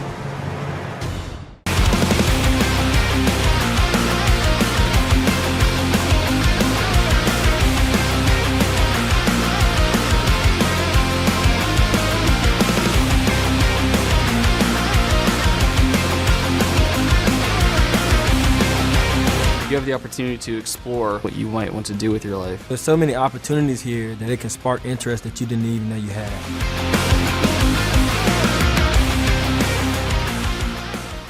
Baker's Sports. It's a hometown business filled with hometown people trying to make you feel right at home. Chris Conley, Jacksonville University. Walker Wright, class of 2018, West Nassau High School. Michael Young, Fletcher High School. Baker's Sports started in a grassroots way and now outfits much of the Southeast. Samuel Coffrin, Paxton School for Advanced Studies. High school sports, travel sports, youth sports of all kinds. They are a one-stop shop carrying Nike, Adidas, Under Armour brands, and more. Vincent Caldes, Oak Leaf High School. Tony Mazzio, Stanwood High School, class of 2002. Whether it's sports teams on the field or it's your team in the workplace, like our Action Sports Jax team, and community events like the Dream 18 Golf Tournament, and many others. Colt Tilly, Hilliard High School. Reagan Webb, Eagles View Academy. Look good, feel good, play good with Baker Sports. Custom sports apparel since 1997. Shop with the hometown team at bakersport.com. Welcome back to the Brent and Austen Show, streaming on the Action Sports Jax 24/7 network. Grant Udinski, follow up on the head coaching interview. I guess Cleveland really likes what he's bringing to the table, which is kind of crazy because to me, I'm not going to put him in the same category, but it's Kevin Stefanski-ish, you would say, right? Like Grant Udinski? Offensive-minded guy. Yeah. Quarterback developer. That's fair. That's fair. Yeah. So leave it to Cleveland when everyone's going right and, course correcting. Cleveland's like, we're good. Let's try an offensive coordinator again and see what happens. Yeah, so the question is, before we get to McDermott, that I wanted to bring up is, where do the Jaguars' odds of retaining both their coordinators sit now that we had a lot of updates over the weekend? So first of all, obviously, the Dolphins hire their head coach, Halfley, which I think if you would have asked Jags fans before the weekend, that was the place that we were most concerned with all the connections that Campanile had to Miami. And obviously we knew that they wanted to go defensive. At least that was what it all, shook out to be. They go Halfley, which was obviously Campanile's boss just a year ago, DC and linebacker coach. And then yet Campanile just interviewed with Baltimore in the last hour. So he's still getting another look as a head coach. And then over the weekend, Udinski got a second interview with Udinski. We had heard that the 3-hour, Zoom one went as well as it could, and that obviously they wanted to bring him in for a second one, so that happened as well. So both guys still have one potential opportunity left. Where do we think things sit on this Tuesday? I don't know if it's more wishful thinking by me or if it's the fact, but I think they both come back. I really do. I think you're more worried about losing Udinski right now just because Cleveland might be making a move. But once again, I think eventually they're going to course correct and go maybe with more defensive-minded guy as their head coach. So I think that they'll both come back for this year. And I hope that's the case. Because you literally go 4-13, you bring in a new regime, you have success, and now it's like, okay, you had so much success. Oh, we'll see you guys. Like, come on. Like, let us just have it for a little bit. Let us keep that window open just a little bit longer, please. Like, we got a great thing here where we're establishing the culture, where the team's responding well. Do you gotta break up the band in a year? Can we just not have what we have for more than a year? Is that so much to ask? That goes. Udinski's not even calling the plays. What happened to the whole Bieniemy treatment? Oh, Bieniemy was there in Kansas City for 10 years. Oh, he's not calling the plays, so he's going to stay in Kansas City. Udinski's not calling the plays for 1 year. Yeah, let's get a second interview in Cleveland just to make sure. Just to make sure he's not going to be a good fit for our Cleveland Browns. Can we just have it for a year? I hope they come back. Marcel, what do you got? I think it's probably a good chance of both of them coming back. I think tell you what, that Baltimore interview with Campanile kind of scares me though a little bit. I think makes some sense. I think if you're talking about someone to come into Baltimore and immediately kind of just what that team is known for in their culture, I think that's a good fit for a guy like him. I hope it's not too I like good it better of a than fit. Miami even. He's got the ties to Miami. I think it's Baltimore makes a lot more sense. I think it's a better job, and I think it makes a ton more sense. The way they play, the way that culture is up there, I think he would fit in. And then he gets Mike McDaniel, offensive coordinator. I think that's probably the best fit for him. But I think ultimately, I think they both can end up back here. Yeah. To me, just personally, I think that one, the one today, obviously with Campanile in Baltimore, that's probably the first one I thought. All right, well, that might make a little bit of sense. Yeah. But I don't know, man. The Udinski and Cleveland thing is, I know obviously he's got some traction, but I think. Dude, I'm just gonna say right now, if they lose both of them, and I get it, and Coen we trust, and Gladstone we trust, get out the panic button. It's not how it's supposed to be. I don't know. In a year, You lose both your coordinators? Yeah. I mean, dude didn't even get to plant. Like, he's got a coaching tree in a year. Let him plant the seeds and let that thing grow a little bit. I mean, you can't just get a coach and be like, oh, coaching tree, here we go. Well, I mean, I think if they ended up leaving, I think you just kind of have faith and bank on the fact that he can find them again. I hope so. Dude, that would taste so freaking pathetic, though. Wouldn't it? The fact that we, hey, nobody in Jacksonville ever has gone on to. Wouldn't it? No coordinator ever. Feels like that would be. Wouldn't tough. it just suck? Unreal. That would be tough. We didn't get to buy the pot to put the soil in. The coaching tree's already grown. And how does that work? And hypothetically, in what team? Both the AFC teams. Oh, kill me. North. Kill me. If they got to deal with, once again, I don't want to speak into existence, but Campanile goes to Baltimore with Lamar Jackson and gets a good coordinator. Like, come on, man.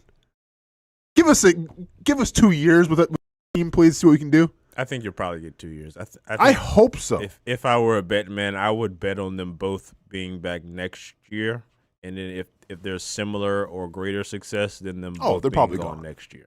Yeah. Because if this year's any indication, there's going to be 10, 11, 12 openings. Yeah, 100%.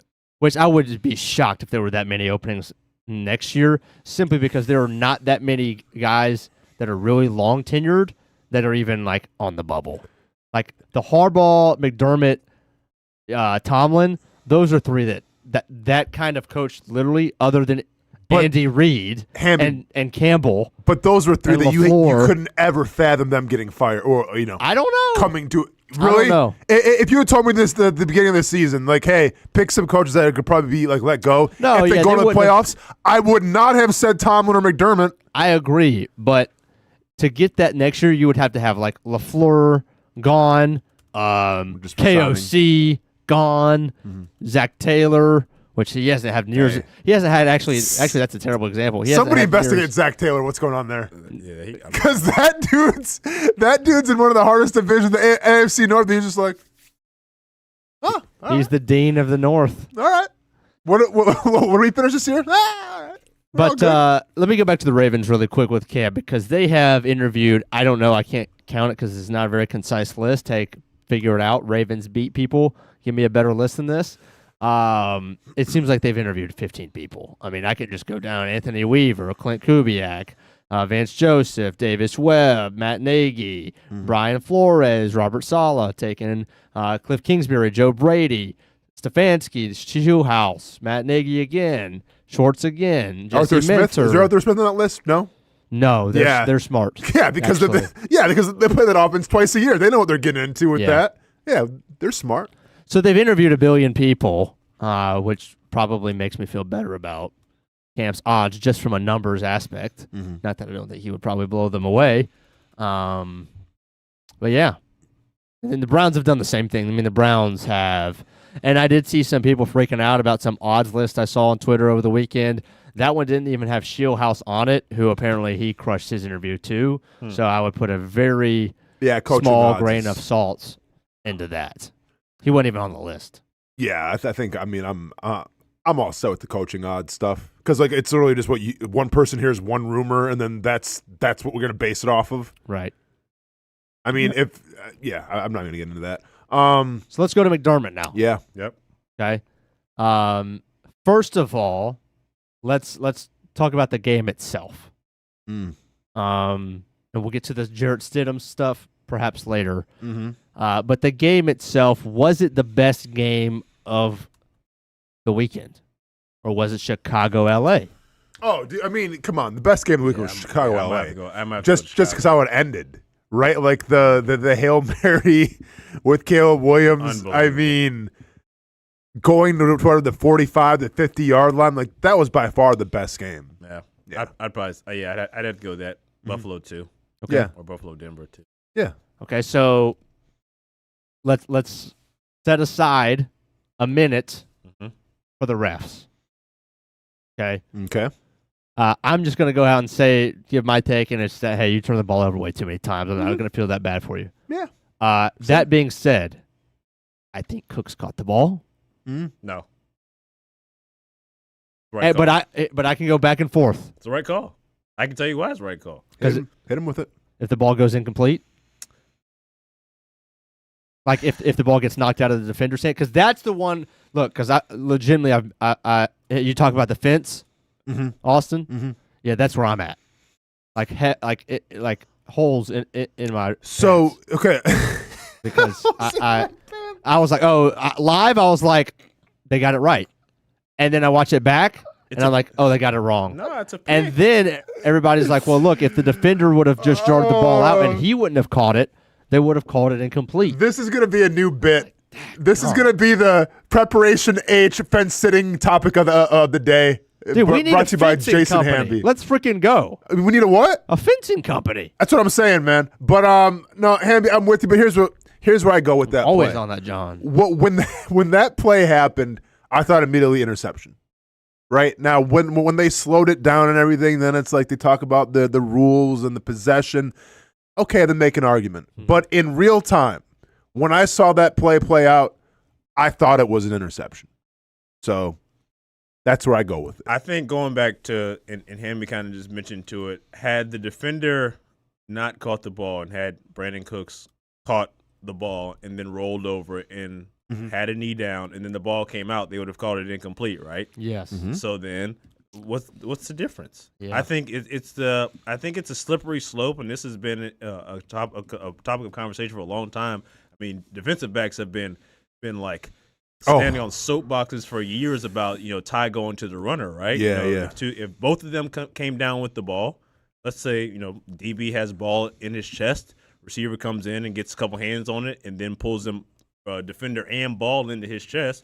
If they both go to the ground, it's a complete catch, right? Yeah. Even though DB clearly made the pick, wide receiver came in and established half possession. So I think, obviously it's a tough call, and I think in real time it's an impossible call to make right most of the time just because of how fast it is. But I think when you slow it down, if you have to slow it down to like the microseconds to see that he caught the ball and he had a knee down, it's so tough. For them obviously to do that in real time. But if you're slowing it down to, a tenth of a frame to say, look, this is when his knee touched, he has possession of the ball. I just feel like you got to have a little bit of the speed of the game in there too. Yeah, I like that. I think if you're the wide receiver, I think if it's Brandon Cooks, I've been an offensive guy all my life. I'm always going to side with wide receivers. But at the end of the day, like if he's making the catch, they say you have to survive the ground when you're going out of bounds.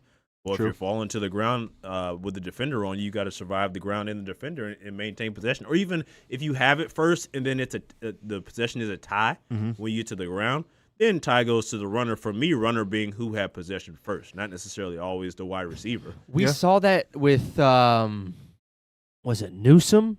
In the last month with the Jags, there was a 50-50. It was Pittman, the Colts game, wasn't it?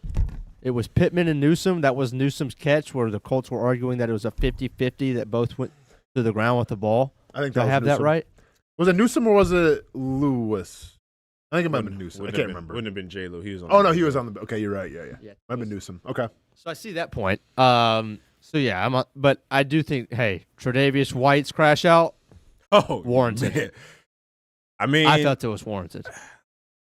Well, I'm going to be honest. If you go back a couple plays in the end zone, it was clearly holding on I think it was the guard in the end zone that should have been called a safety that they didn't call. So I get it. But once again, like if I can sit here in real time and watch, that's holding. Not going to call it though because it's like the last drive of the game.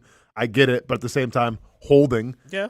I mean, you can go both ways. Because I get Bills fans are saying, okay, that they got wronged and all this stuff.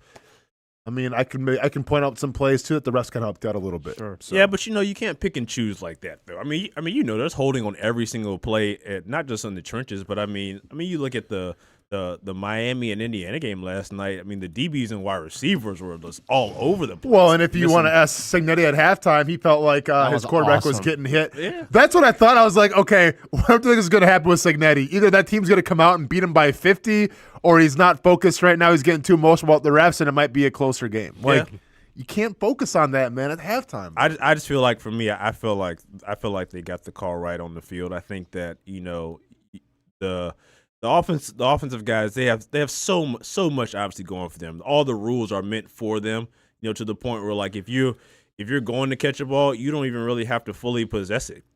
Yeah. Right? Like the tie go to the runner was meant to benefit the offense. And I think that if you're a defensive guy, it's so hard to play. And like you're telling me now that I'm fighting for a ball in the air, I'm fighting for the ball through the ground as they're coached to do, and then you're going to tell me the fact that we both hit the ground and you couldn't see what happened. But this is the one issue though, Marcel, and like this is how it's going to always be because I feel like there's no changing it. Like they can sit here and tell us this is what a catch is, this is what a catch is. I can't tell you what a catch is or not.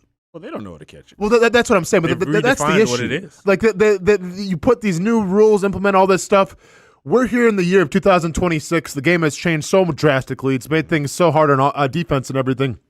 But the one thing that hasn't changed is the definition of what a catch is.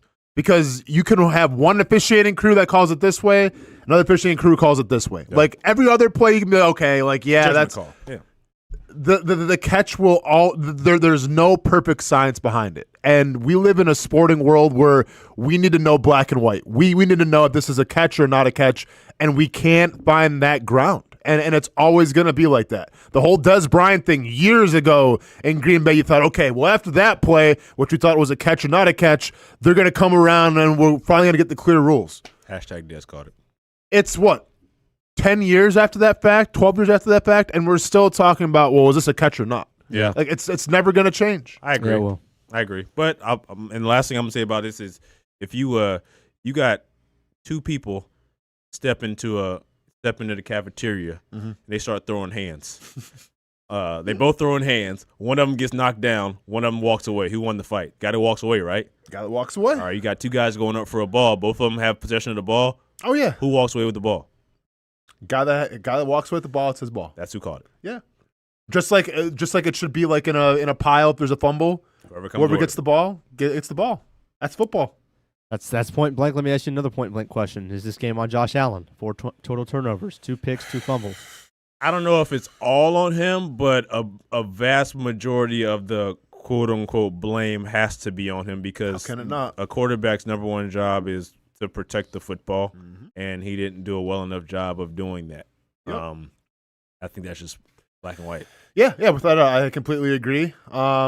Once again, I think if you're Denver, why teams refuse to run the ball against the Buffalo Bills? Man. I don't get it. 10 total carries for their running backs. I didn't get. Bo Nix had 12. I didn't necessarily get the Jacksonville Jags game plan, and I didn't really understand the Broncos game plan. Didn't. 6 carries for R.J. Harvey, 4 for Jaleel McLaughlin. Yeah, that's wild. Yeah. That's crazy. When the Bills the entire year, they've been the worst team at stopping the run. And you saw with McLaughlin came in, it's okay, there's he was a spark. Didn't go back to it. Just like Tootin. Tootin brought the spark. And then I was like, we're good. Yeah. Okay. Script is in. Script is So then, okay, that leads to this. Were you surprised when you got the notification that McDermott was out? I was. I was extremely surprised because I thought it was going to be more of a GM thing than it was a head coach thing. Because I've said this the entire playoff run.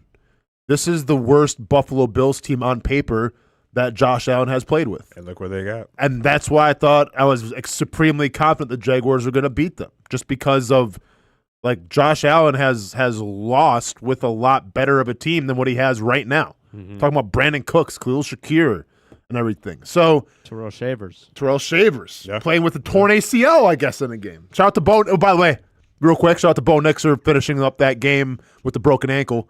Because you better believe my son was watching that, and you better believe the next time he's not doing dishes or something, and be like, "Oh, Nix, not gonna do dishes, huh? Oh, do you have 2 broken ankles? No, none. Well, you know your boy Bo Nix played the whole game with a broken ankle, so gonna need you to wash those dishes. Maybe just one play. But appreciate you. Hey, Hamby, finish the game. Hamby, finish the game on a broken vocabulary. Don't need to get into schematics. Don't need to get into all the details. Bo Nix finished the game on a broken ankle. My son's going to finish the dishes because Bo Nix finished the game on a broken ankle. That's fair. Enough said. But what was I forgot. I kind of got sidetracked. What was the question? Were you surprised? Oh, I was extremely surprised, yes. I thought this was more on the GM than it was the head coach. I would tend to agree with that because I think that obviously as a coach, your job is to coach the players that you have, and as a GM, you're in charge of getting the right players for these players to coach. I think, but obviously, injuries and a lot of stuff is a part of that too. But I mean, I was surprised just in the sense that Yeah, I don't know. It's interesting because it's kind of one of those. It's like they haven't quote unquote shown the ability to get over the hump, and I think that's solely, maybe not solely, but that's a big part of it. I still think they're right there. I don't think Buffalo's window is closed. I think you see this in situations where like windows are seemingly closing, or it's about to close. But yeah, I mean, I don't know. I think obviously you got a guy that comes in here and has completely changed the culture of Buffalo, established a culture of winning, established obviously a culture of tough, hard-nosed football. They're going to be one of the teams at the end, top 4, top 8, whatever. Yeah. So yeah, I mean, I think it's kind of one of those where if you're firing this guy, you sure as hell better know what you're doing and have somebody waiting in the wings to come in and pick him where they left off. Because if the next 2 to 3 years are like the Bills aren't necessarily in a full rebuilding mode, right? I mean, you got an all-world guy at quarterback. You got one of the best running backs in the league. Defense plays well. People know that when you come to Buffalo, you're gonna like strap up. It's gonna be a good one. Yeah, for sure. So yeah, I don't know. I mean, it's I don't know. I would be interested to hear what and obviously we'll never know, but I would be interested to know what was kind of the final nail in the coffin. I don't think that it's one of those like you hope it's not a sense of complacency of like, well, we keep getting here and this is as far as we're getting. So supposedly there was reports coming out, and this is by I think it was a beat reporter I saw on Twitter this morning. They were saying, I guess, going into this playoff run, McDermott was super critical of the roster and maybe call up the roster a little bit. But once again, for good reason. Yeah, but this, I think, rubbed the GM and ownership the wrong way. So what? Well, no, hey, dude, you're preaching to the choir. But That's this is, I understand that. I understand that. But I feel like that created a little bit of a rift. The owner sided with the GM over the head coach, and here you are now. So that's supposedly what stemmed where it came from. So they got their nuts stepped on and got their egos bruised a little bit, and they said, we got to get this guy out of here because he's calling us out for not doing what we were. Exactly what it was. Okay. When you're using your first round pick on Keon Coleman, and he was kind of in and out of the lineup, not for injuries, but for playing reasons, I'd probably be a little frustrated as well. No, listen, man, it's. I mean, if ultimately that is the straw that broke the camel's back, it's pretty stupid. Sure. Just from the sense of that's just nothing more than a bruised ego. I mean, obviously, you see the way the players on the roster are reaching out, coming out, and talking about what this guy meant to the team and stuff like that, openly outspoken about that. Yeah. You see players sticking up for guys whenever they get fired or whatever, but these guys are like. Well, and this is what I don't understand, Marcel. It's like, okay, I understand that GM is a very important and prominent role in football, but he's not dealing with these players every single day. The job of a GM, number one, wholeheartedly, is to find the quarterback, right? If you come into a new situation. Okay, well, they've obviously found their quarterback, right? One of the best quarterbacks in the league. Check. Next job, construct a roster that's going to get you to a Super Bowl. And that roster was not constructed to get you to Super Bowl. Now, I understand, there was injuries and all these things happen, but that roster wasn't going to get there. And I get Josh Allen, best quarterback and everything.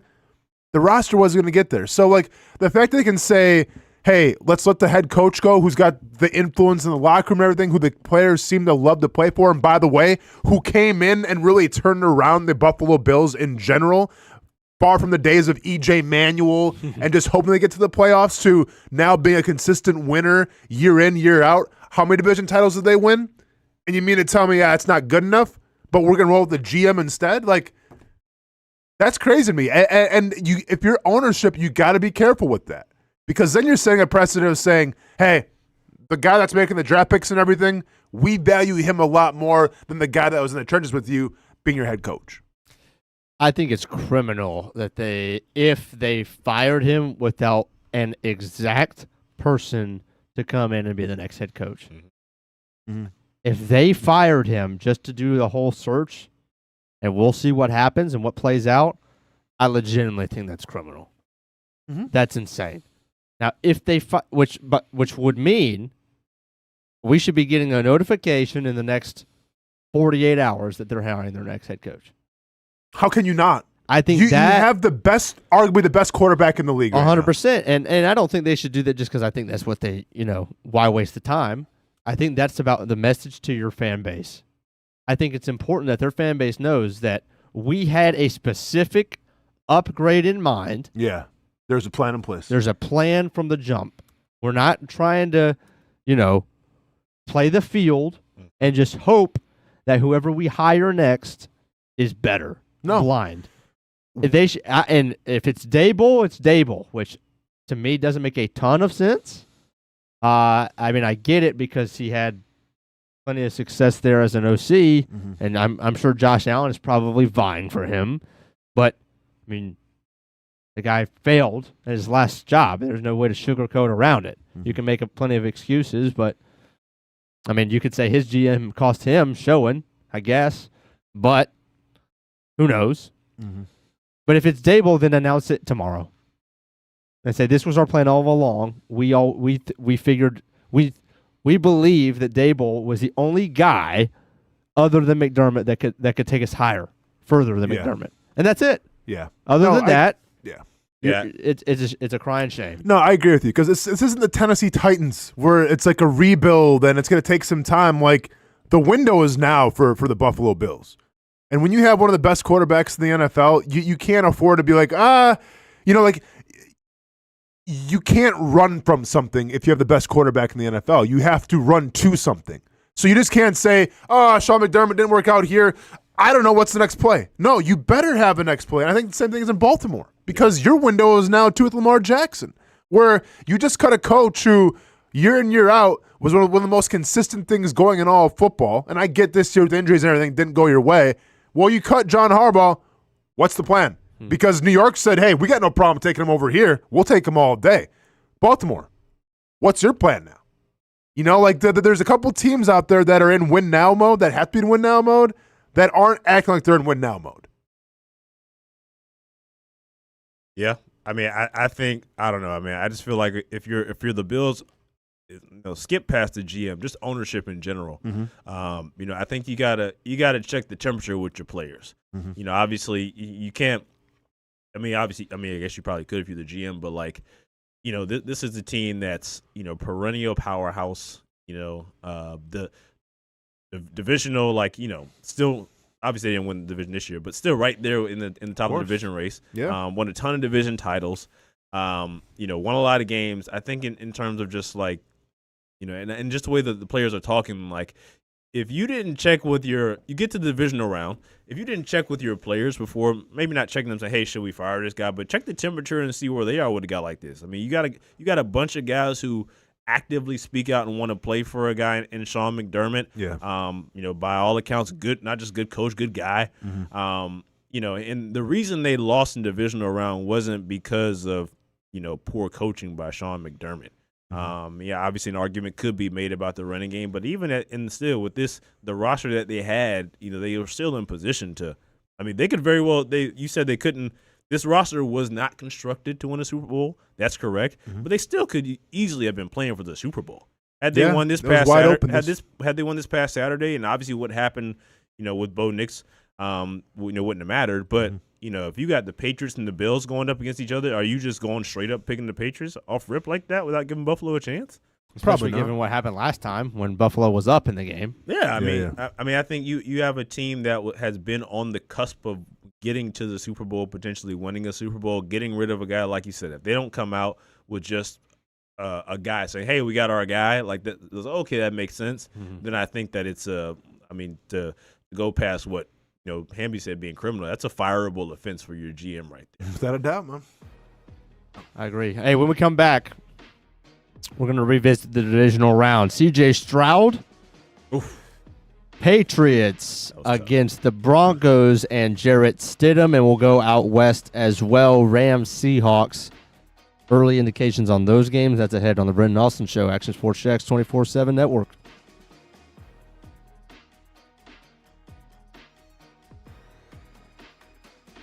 When it's time to get a new car for anyone in your family, just remember, nobody but Nimnick, the #1 Buick GMC dealer in Jacksonville. Get the latest price breaks on 2023 and 2024 models or the newest 2025 vehicles in the showroom on Phillips Highway or shop online at nimnickbuickgmc.com 24 hours a day. GMC Sierras, Yukons, and the redesigned Acadias, or get the all-new redesigned line with Buicks. It's nobody but Nimnick, and part of the reason why is this is a first-class buying experience here at Nimnick Buick GMC. You're not just a customer, you're a friend. This is about getting a vehicle that best fits you and getting you on the road, and also helping you and your family down the road.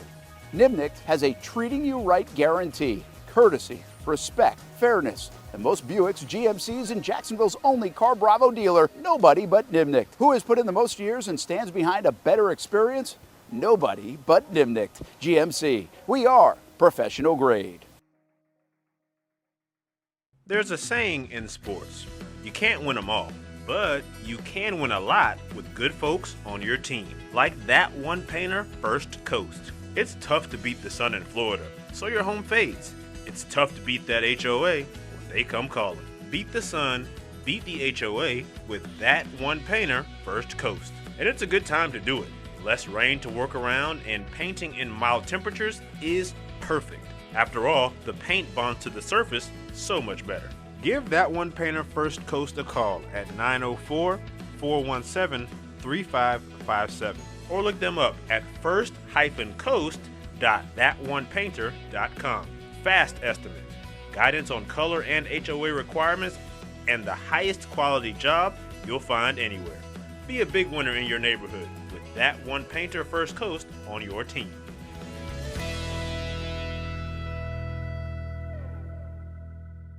It's one of the hot spots in the area. Welcome you to String Sports Brewery out at the beach. Big crowd on hand tonight. The fans are here. And now, the newest hot spot at the beach is open. String Sports Brewery in Jax Beach has opened its doors with rave reviews. We're going to be fans forever.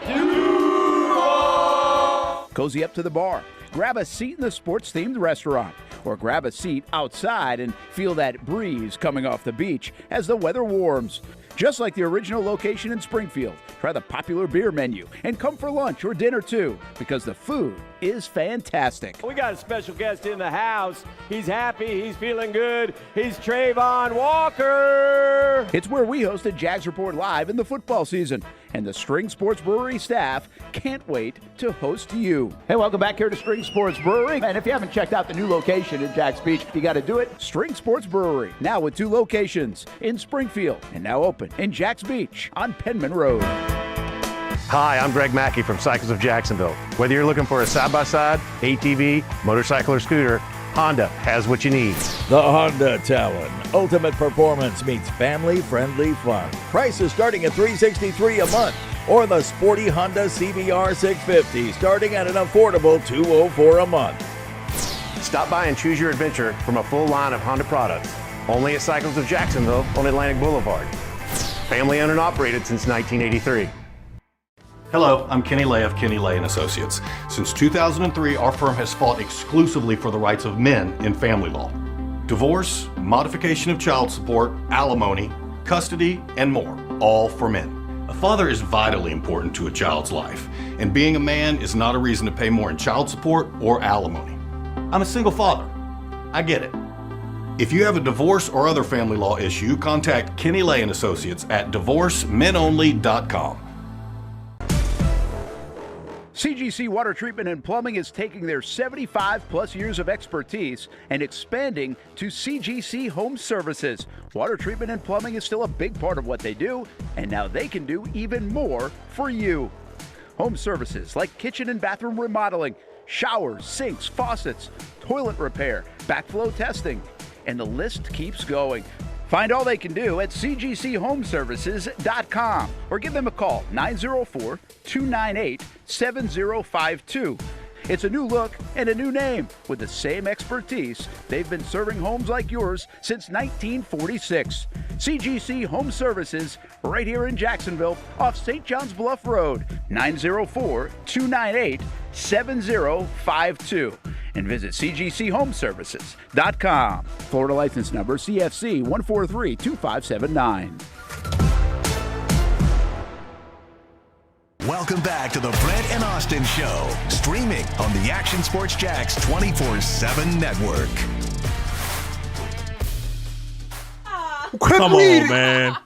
Come on, My man. son watches this show sometimes. Come Can we on, not, man. Hamby? Hamby, can we not? We can't put him in front of the quarterback. Yeah, or Jared like can't be getting, pushing him. like in a Baby Bjorn or something. Like you gotta have him in a wheelchair. Also, he a walked off Along the field. for the ride. We gotta put my man. Put him in crutches. That's what I'm saying. We gotta put him in a wheelchair. He can't get. You gotta put him. What about a scooter? He can't get a scooter. Not even a scooter. None of it. Dang, got my man back here looking like grandpa at a nursing home, watching his kids walk away. Unreal. My poor son, man, who obviously is a Broncos fan because the Jaguars are out, and he's a Bo Nix truther. That's tough, man. The poor mental gymnastics that my son is going through right now. To talk about Jarrett Stidham, by the way, Liv Tassie joined the show as well.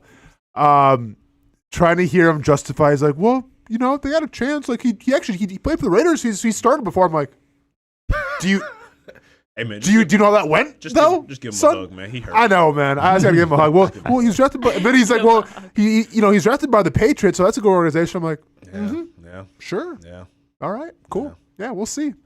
Hopefully, he can run the football a little more than he did against Buffalo, because I'm not going to trust Jarrett Stidham to lead me to a Super Bowl anytime soon. No. Never know. Nick Foles 2.0. You saw him. Nick Foles 2.0. You saw him. Do you think Philip Rivers is waiting in the wings, just being like, hey, No. one more time. Finish the story. I think Philip Rivers got hit enough. He said, you know what? I'm cool. I'm just saying, man, and that Sean Payton type of, come on.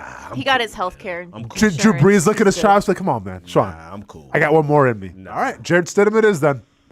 Sounds great. How do you think Broncos fans are feeling right now? Hurt.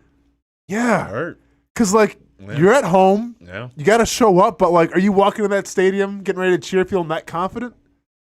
I don't know. Do you think it feels like a loss? Like they almost lost the playoffs Oh, already? it's bittersweet for sure. Especially the way that it happened. But you still have football. They literally ran Bo Nix to get him set up for the field goal. And then he gets his leg just whipped. Dude, I'm still confused of how that happened because we watched him walk off the field and adrenaline, man. But did you see the video though after the game? You could tell you could see his face. My dude knew. Yeah, he knew he was done. Insane. Man. Pain probably hadn't set in yet, but just he kind of felt like something was a little off maybe, and it's like, oh no, Emotional I know and physical something's wrong. pain. Yeah, and then it's a bummer, man. $4. Look at that. Hey, I will say I think the last game Jarrett Stidham played, I think he kind of diced up. So come on, man. Diced up like what?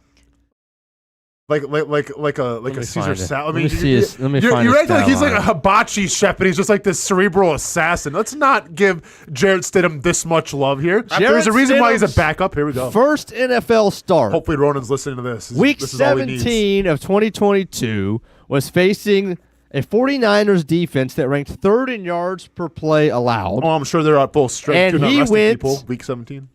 23 of 34 for 365, 3 tuds, 2 picks. Now tell me who was playing. 0 sacks taken. On the Raiders, no Bowers, no weapons whatsoever. That was what, 22? With the 49ers 22. playing anybody? Week 17. So he would have been with that wasn't Antonio Pierce's team. 22. Who was head coach in the Raiders in 22? 22? That was Pierce, wasn't it? I thought Pierce was 23 because they only let Pierce get 1 year or 2 years. I could be wrong. Well, he was interim. He was, yeah. So was that his interim year? I think that was his interim year. 22 was his interim year, and 23 was coaching. Or that was Josh McDaniels. So he was. Interim. Oh, because the New England connection. That's what it was. Okay. Yes. That's okay. I mean, he might come out there and let it rip. Come on, man. I need that. It rip. I mean, it's kind of crazy that McDaniels now in New England. Knows what kind of quarterback he is. I would say advantage Patriots. Okay, fine. All right, Jarrett Stidham, here we go. Nick Foles 2.0. Look, sounds good. As tough as it is to say, hey, Bo Nix is gone, but they'll be just fine with Jarrett Stidham. I mean, I think crazier things have happened, man. You never know. You got a full week to prep, so you know what you got. You got a pretty solid defense. Obviously you got Ben DiNucci backing up. When's the last time he played, though? Well, see, Hamby just killed the argument. Played a game. Yeah, Hamby, you're not helping yourself out. My son's like, yeah, I'll be Y'all know the line? Patriots fan. We're all good. Guess the line. This is interesting. What the line's going to be. I mean, it's going to be electric in Denver. Going to be super electric. Home field advantage. So, yeah, it's a guaranteed +3 right there, or -3. But to give him like a -3.5 on his 4 just for that home field. I'm going to say the line right now is New England at 5.5. Whoa. Okay, don't even bother anybody else going because that's right. Am I a degenerate or what? Wow. Yep. Yeah. You said it, not me. Yeah, that's fine. New England 5.5, huh? 5.5, and the over/under is at 42. So we're going lower scoring ball game. Get up to so see they're going to the say weather that report. the final was like a 24-17 type beat. Okay. Don't write out the Broncos just yet. I'm not gonna Well, they sure as heck got to run the football like they didn't, or compared to what they did last week. Well, they got to run the football, joke. and they also got to stop the run because they didn't do a great job against James Cook. And this was really, and I saw this kind of making its rounds and everything, right? With like the Broncos did a great job of getting after Josh Allen and everything, making him turn the ball over, even though I feel like they ran for 200 yards rushing with James Cook and everything. But like this was the fundamental difference from what the Jaguars did from what the Broncos did. Mm-hmm. Two highly respectable defenses, two giant different game plans. Where you had the Jaguars who put an emphasis on trying to stop the run on the way to the quarterback, and you had the Denver Broncos put an emphasis on stopping the quarterback and then dealing with the run and in the secondary process. Stidham hasn't played in 2 years, by the way. Yeah, it is what it is. I think Good also luck. I think what you also have to take into consideration is Sean Payton is a very good football coach. I think you give him obviously basically a week's time to get Jarrett Stidham ready. Mm-hmm. If I'm not mistaken, was it Sean Payton the coach when wasn't he coaching when Jameis went off in New Orleans for a little bit? Had to have been. Look up the backups that because I don't think this is new. Oh, this is Yeah, because Jameis won 4 games for them? I think it was 2021. 4 or 5 games. Yeah, in 2021. Peyton was gone. Peyton was still there, 21? Yeah. That was him? Okay. Yeah. I think this is a guy who knows what he's doing with quarterbacks, and he knows what he has in Jarrett Stidham. Now, obviously, Russell Wilson says, excuse me, but go ahead. Russell Wilson says, come again? What? Knows what he's doing with quarterbacks? Excuse me? Go ahead. Russell Wilson says, where's my bonus money? But okay, go ahead. Russell Wilson can say all he wants. No, hey, I'm just messing. Yeah. But I think you give a guy like Sean Payton some time. He knows what he has in Jarrett Stidham, and he knows his, I don't want to say limitations because these guys are professionals, but he knows what he's best at. Yeah. And obviously they're no slouch. Like you said, they got a good defense, and they've got weapons that they can kind of get the ball around too. All right. When in doubt, just look for 14 in orange and throw the ball to Cortland. Cortland down there somewhere. For sure. So, yeah, I wouldn't necessarily write the Broncos off. I think that they have a good team overall. Mm-hmm. Losing Bo Nix, look, don't get me wrong. Obviously, losing Bo Nix going to Jarrett Stidham is not necessarily it would be all right. But, yeah. I don't think it's all damn. It's not the end-all, be-all. Yeah. They can still find a way. Yeah. I agree with you. But also, if you were the Patriots or Texans in that game, you're kind of licking your chops thinking, hey, if we win this game, we got a pretty good shot. 100%. I'm telling my edges, hey, go, don't bother. Just pin your ears back and go get them. Yeah. For and sure. Speaking of the Patriots-Texans game. What a ride that was. We just laugh for a second, everybody collectively. What a ride that was. Nobody wanted to win that game. Stroud, man. That's him. Here's the crazy thing. I'm reminded of the snow game between the Bengals and the Bills, and you saw how that was playing out. It's like, okay, this is going to be a high-scoring affair because whatever reason, these teams don't look cold, they don't look stiff. You tune on the first 2 minutes of that Patriots-Texans game, guys were not moving like they normally move. There's some games you turn on, it's like, I don't know if they missed their yoga session, but they look like they're in slow motion a little bit. And I don't know if it's the snow, the playing conditions, the coldness, whatever, but guys just weren't moving full speed, right? And it's not injury related. It's just that's just what it's going to be. And you saw that with the Houston Texans, especially on offense, because, damn, poor C.J. Stroud. But I'm not sure people were expecting. Have you watched Texans this year? Yeah, but they not having Nico Collins hurt a lot.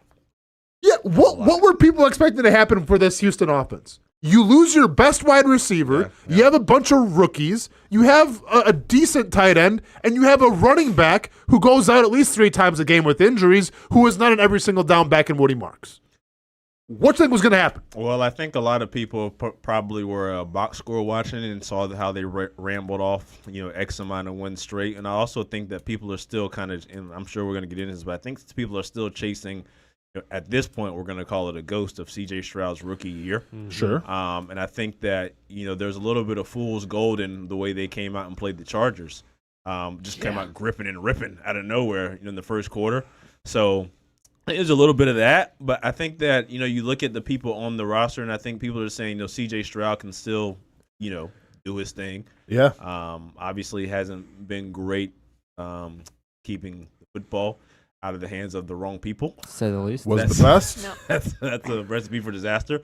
But I think that's what you're looking at a team that has been winning games. Now, obviously, they've been winning a lot of these games on the strength of their defense. But you're saying, what were people expecting from the offense? Well, I'm sure they weren't expecting it to look like that. But here's the bad part. Is like everyone was saying, okay, get Stroud out of there.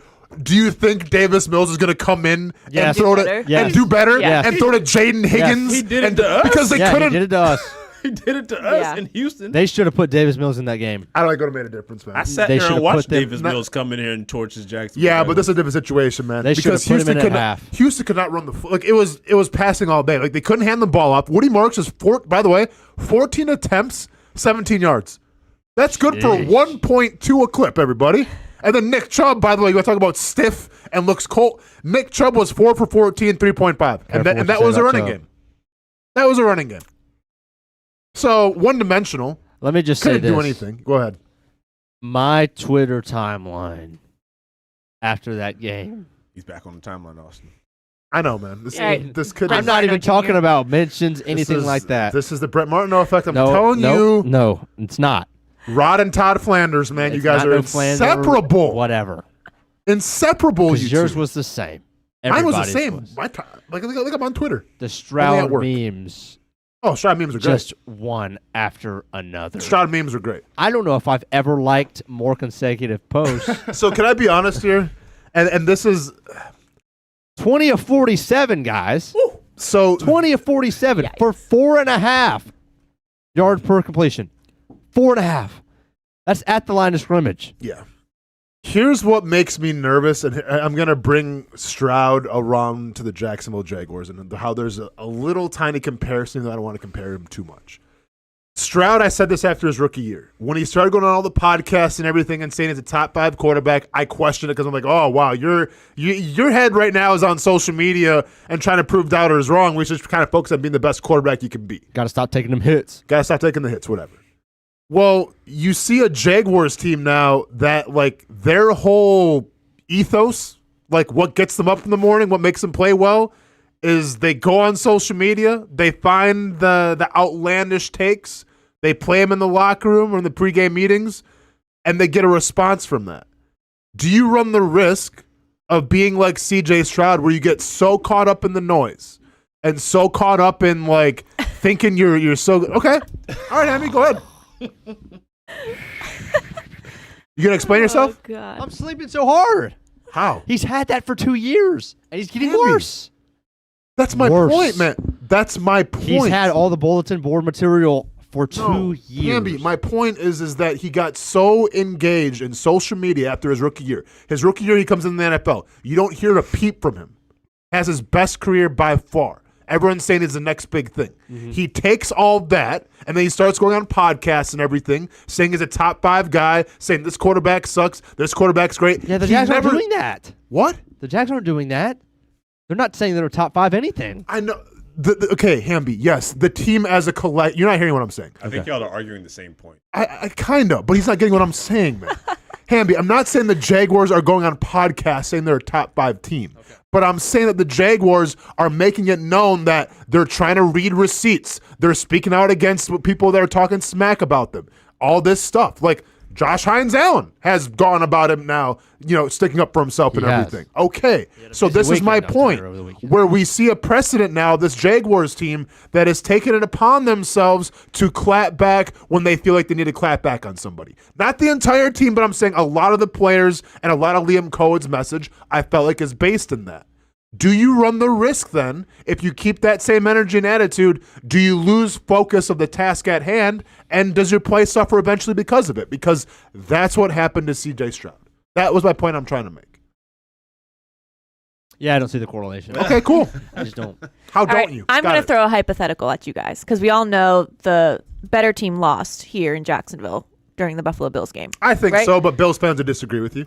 They will, and that's fine. Go Rest ahead. in peace to your mentions. That's totally fine. Listen, I have family members who are Buffalo Bills fans, and they even kind of sort of agreed with me.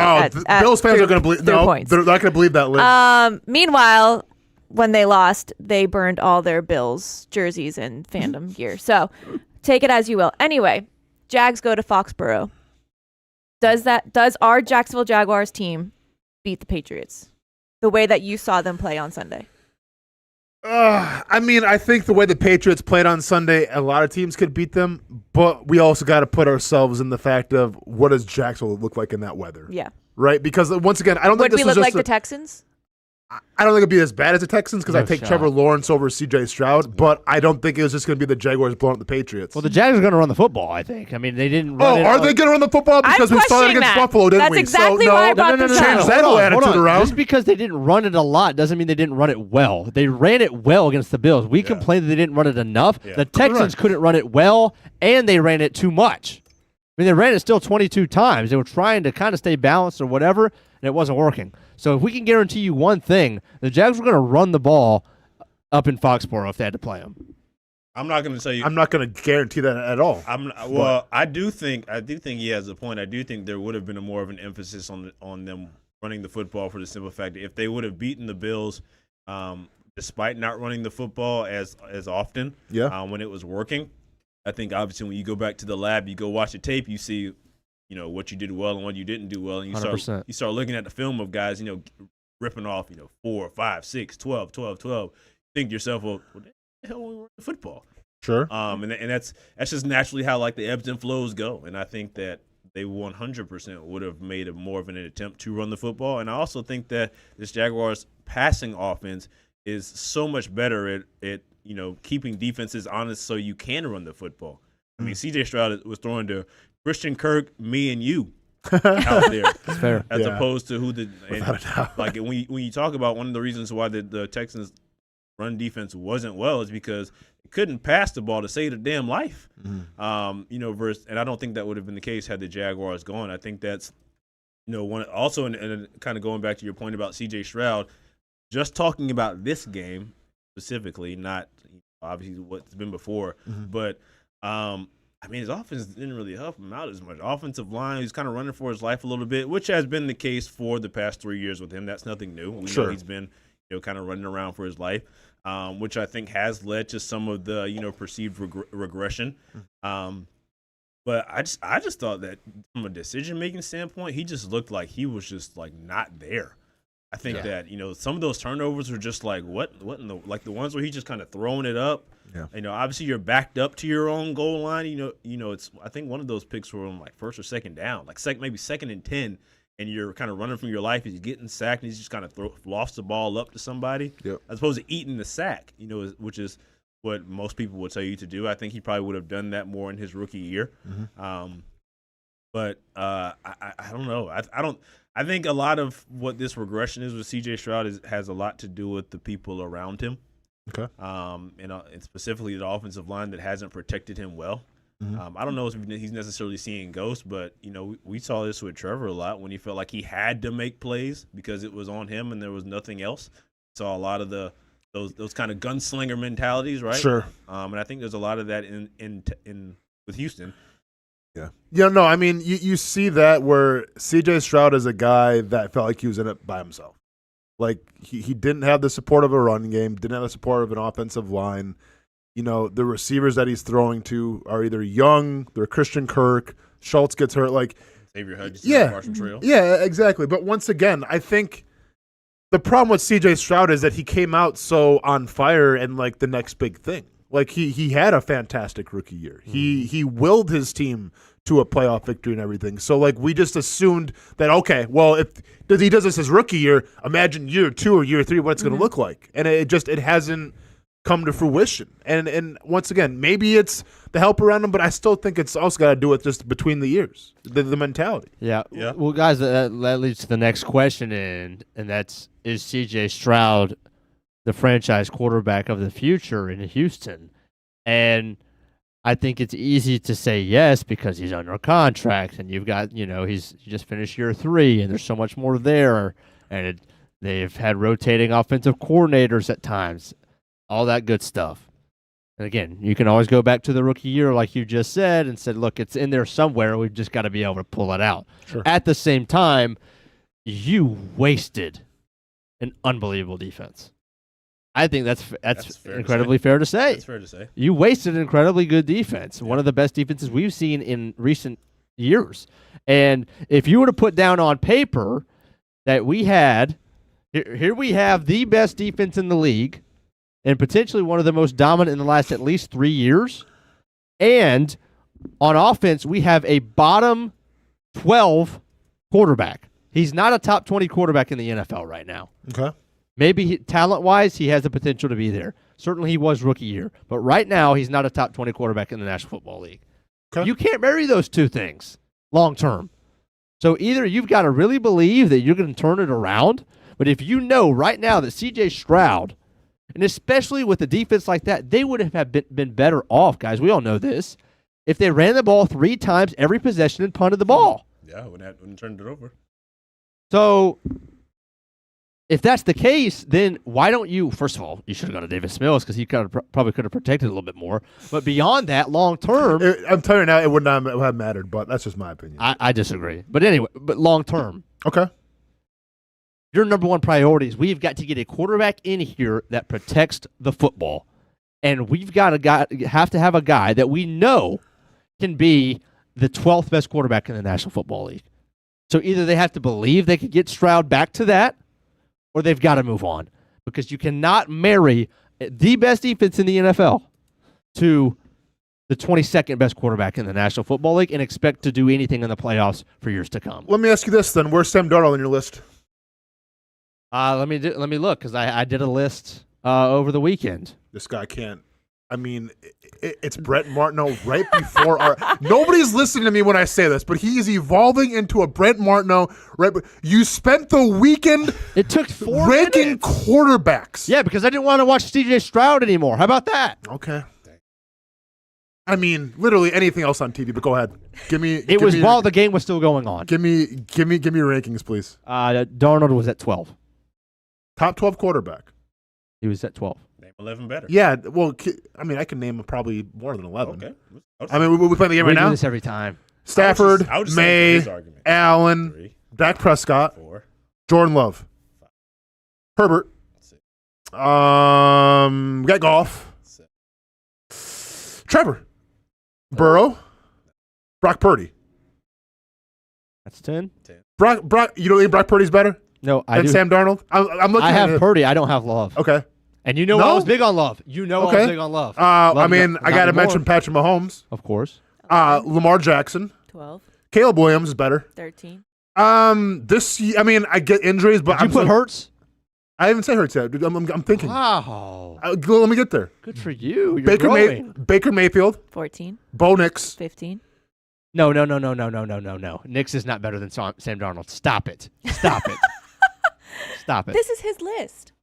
Bo Nix isn't a better quarterback than Sam Darnold. No, why would he be? I mean, he just took his team to the AFC Championship And Sam game? Darnold just took his team to the NFC Championship. Did he take his team, or did that run game and that defense take his team? This is going to be my point coming up, so just give me a second, please. Jalen Hurts. 16. Jalen Hurts is not better. Okay, I think it's debatable. So Jalen Hurts. So I named 16. You can maybe make it debatable for what, 3 of those guys? So Why I just named so much on Sam Darnold. Like, what else does he have to do? Because this is my point. Is like you want to sit here and say C.J. Stroud isn't a top 15 quarterback, and I can sit here and say Sam Darnold arguably might not be a top 15 quarterback either. But the difference is that they both have great defenses. One team can run the football. What? Sam Darnold's so much better than C.J. Stroud, and you know it. He's not. How did Sam Darnold start out in his career? I mean, he was ass. C.J. Stroud. Okay, so then are we not going to give C.J. Stroud the benefit or not? No, we're going to say, well, screw him. He's not. Like, this is my point, Hamby, and this is why I can't argue with you.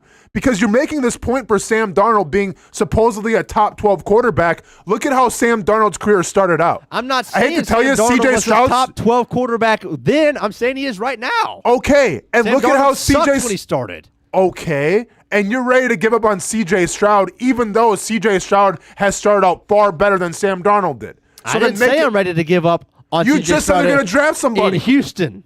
Exactly. That's two different things. See, I figured that's where you were going. That's where I was trying to go with it, but now we get so bogged. My point. Go ahead, Marcel. I was going to say I could tell when you asked about Sam Darnold why you were asking about it, but I feel like to answer your question, Hamby, about I think C.J. Stroud is more than capable of still being the franchise quarterback in Houston. Sorry, I missed Jaden Daniels too. By the way, just came to mind. Jaden Daniels is a better quarterback than Sam Darnold. Thank you. Go ahead. Sorry. No, I was just going to say I think that obviously the rookie year, they say quarterbacks make their biggest jump from 1 to 2, and obviously he took more of a fall than a jump. Yeah. In C.J. Stroud's case, but I mean, to all the points that Hamby made initially about not protecting the football, not playing great, obviously not necessarily leading the team to where they're expected to go. I mean, we saw that here in town in terms of Trevor was giving the ball to the other team a lot. You get him with the right guy, the right fit, the right. In terms of who he's with, I think C.J. Stroud can absolutely play. Look, the guy didn't just forget how to play quarterback. He's still got the skills, and like you were talking earlier about the things kind of between the ears, all that is stuff that's correctable. Correct. You get him around the right people. Obviously, Miko Ryans gets him around the right offensive people in terms of coaching staff and the right players and stuff like that. I think C.J. Stroud is more than capable of being a franchise quarterback. I think he's more of what he was his rookie year than he is what we saw this past year. Sure. Especially with what we saw this past week. Obviously, the NFL is a what have you done for me lately, and what you put on tape more recently, that's kind of who you are. Yeah. The tape speaks for itself, but I don't think there's any talk of not C.J. Stroud not being the quarterback for the future of the Houston Texans. Maybe right now, I think that them not winning is probably the best case scenario for the Houston people making decisions. But the dude can throw the football. It's been up and down. It's not consistent. There's been a lot of turnovers, not protecting the football. These are all things that we said about our own guy playing down there at Everbank Stadium. You get him around the right people, get him around the right coaches, right players, and you see what he can do. And obviously, we hope that Houston doesn't, but they have the ability to do the same thing with C.J. Stroud. Yeah, and here's the thing with Stroud. He's never going to be an elite quarterback. I don't see that out of him. I think he absolutely can be. But see, I mean, when I say elite, I mean top 5. I don't think C.J. Stroud is going to be top 5, but I can see him where if his defense keeps playing like they're playing, if he's got Nico Collins playing, if things come to fruition, I can see him having success, much like Sam Darnold. Sam Darnold needed Kevin O'Connell and Justin Jefferson and company to have success in Minnesota. He needs that Seattle defense, the ability to run the football, and one of the best wide receivers in the game to have success. I don't think Sam Darnold can go to any single team and just immediately elevate that team to be a contender. I think he needs the right situation. I think the same thing can be said for C.J. Stroud, where you can't put C.J. Stroud in any single team and expect it to be okay, they're much better now. Right? Josh Allen, you can. Lamar Jackson, I think you can. Trevor Lawrence might be on his way to being that guy, right? But there's only a few select quarterbacks that you can put them on any single team, and they immediately make that team better. If Sam Darnold was on the Texans last week, they would have beat the Patriots. Probably fair. I don't think so. That's probably fair. I also think if Nico Collins would have played in that game, I'm not saying that the Texans would have won, but I think it would have been a very different look. I agree with that as well. Yeah. All right, Austin. Well, the fact of the matter is they're going to have to decide on this time next year, the Texans, that is. Okay. If Stroud has the exact same year, ebbs and flows, misses a couple games, they still get to the divisional round, they lose, he struggles, are they re-signing him to a big, which what kind of deal it will have to be, the same kind of deal that Trevor signed? Okay, so he's going into his this fourth. This is going to be fourth. Yeah. So after 4, you got to re-sign the guy before he plays. How? Oh, I mean, just sign his 5th-year option and then see what he's got. He's got 2 more. That never happens with quarterbacks. Watch it happen with this one. If the situation unfolds the way you said it would, I think it definitely would. It's gonna happen. Okay, you still have to decide, or don't, and then play him like Blake Bortles, and how that pan out for everybody. You know, like, I think they're going to play it out. Like, if you're Houston right now, you have no pressure to be like, okay, well, we got to pay him. Like, what has he shown you the past couple years to pay him? So you might as well ride him out for 5 years, see what he can do. And if he's the guy, then yeah, go ahead and sign that 5th-year option, then pay him eventually. I feel like Houston's going through something that the Jags were going through with Trevor Lawrence. Fair? Like, Trevor was unlocked this year by this new regime. Mm-hmm. Do you think the Texans are looking kind of at, I mean, maybe not directly, but they're like, oh, do we need someone to unlock CJ Stroud? Like, we see potential in him to be that next level quarterback. I mean, the problem with Stroud, and I agree with you, Liv, like, they've seen potential. Yeah. Like, they've seen some good of him. So now it's like, well, we saw some good, so we just can't go away from that. They need the consistency level now. Of course. You got to be consistent. You got to take care of the football, all this stuff. But, like, they've seen the good of CJ Stroud. So I have a hard time believing they're just going to be like, screw it, on to the next one. Because you saw the good. Like with Sam Darnold, for instance, they didn't really get to see the good Sam Darnold the first couple of years. So they said, we'll see you later. Like, at least with Stroud, the sample size shows, like, he has won some playoff games. Yeah. Now, not due to his arm, but he has won. I think with quarterbacks, too, it's different because it's not just like a what have you done for me lately as much as it is with a lot of other different positions. Mm-hmm. I think you look at the total sample size of what the guy's done since he's been in Houston. And, I mean, the ultimate quarterback stat is what? Wins. Winning games, Mm-hmm. right? This year, regardless of how, up and down and inconsistent he's been, he had his team right there. And obviously, of course, we know it's all-world defense, but he still had the team in position to, with the help of Davis Mills for a few games, but he still had the team in position to potentially win a division title. Mm-hmm. Still got to the divisional round. Obviously, they played like Pop Warner kids playing against a high school football team against the Patriots. But I think a lot of that is going to be looked at as how good the Patriots were too.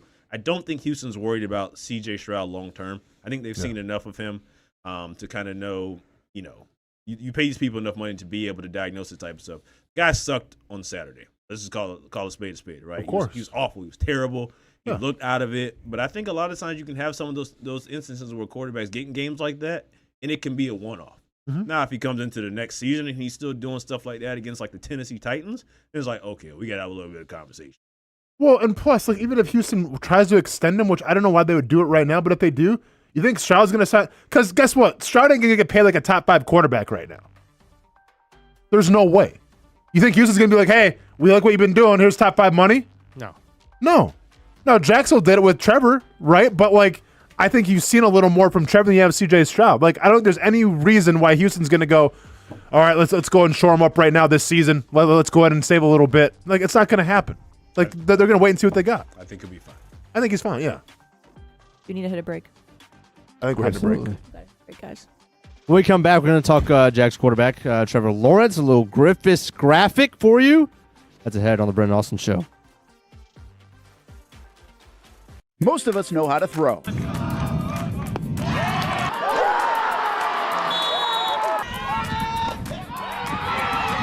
But you need to know what to throw. I'm not talking about footballs, baseballs, softballs. We're talking about those items you need to recycle. Republic Services explains it easy. Recycling simplified. 1. Know what to throw. When in doubt, throw it out. 2. Empty, clean, and dry those materials. It takes an extra minute, but it makes a big difference. And 3. Don't bag it. This makes the recycling process faster and more efficient. This is a look at the Republic Services North Florida Recycling Center. You can make this process even more efficient.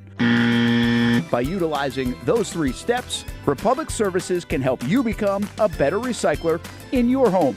Learn more at recyclingsimplified.com. What a throw! Touchdown, Jaguars! We're coming for you. They're going to get him on the ground, and that's going to end the ball game. We show no mercy. Lawrence looking deep in the end zone. Touchdown! Duval! ETN is going to take it all the way. Right here on CBS 47. CBS 47. Right here. Your official station of the Jacksonville Jaguars. And the Jaguars strike first. Go Jags.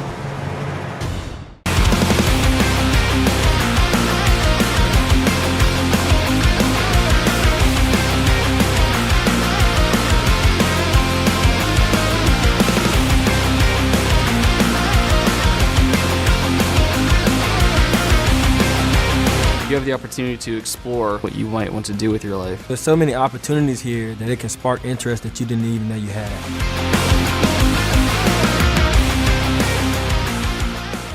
If you don't see a pit, it ain't legit. When you hear that, you think Bono's Pit Barbecue, a staple in Northeast Florida now for 75 years. A place that feels like home with friendly service, a meeting place for friends, family, or business occasions. On the menu, the corn nuggets are a favorite in our house, but there's something for everyone. Sandwiches, platters, salads, sides, desserts, and family feasts. You see Bono's all over the place in Northeast Florida. You know, there are almost 20 locations in the Jacksonville area now, so stop on by, sit down, and dine in with Bono's.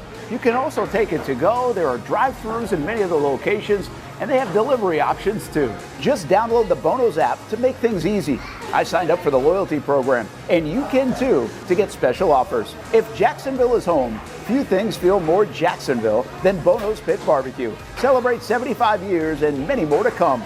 Bono's Pit Barbecue. If you don't see a pit, it ain't legit.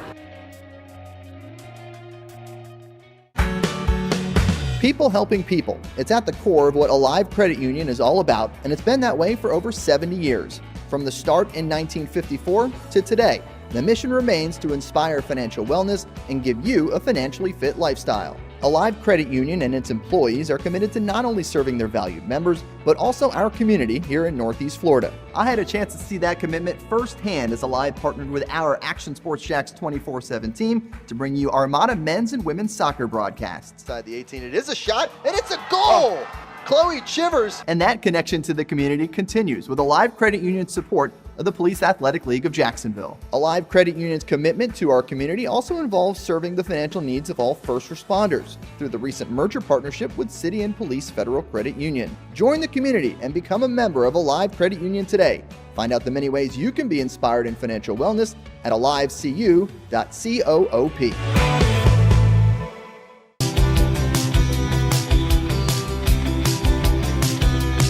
Welcome inside the Armor Guard exterior and gutter helmet showroom. There's a lot going on, like glass exteriors, replacement windows, and down there we have the retractable screens and awnings, plus hurricane protection. Let's talk more about those gutters, and to do that, we bring in Kevin. He's the owner, he's the expert. Why Gutter Helmet? Well, Gutter Helmet's truly the only maintenance-free product. It lets the trash and debris go on the ground, the water wraps around and goes inside. Unlike filters, they sit on top of the gutters, and the trash and debris build up on top of filters, which requires maintenance. With Gutter Helmet, we're going to keep you off the ladder, the most dangerous thing in your garage. With Gutter Helmet, you'll never clean your gutters again. So get off the ladder and put on the helmet. Gutter Helmet. Get a free estimate at gutterhelmetofnorthflorida.com. You can also call 904-762-7779 or visit the showroom on St. John's Bluff Road in Jacksonville.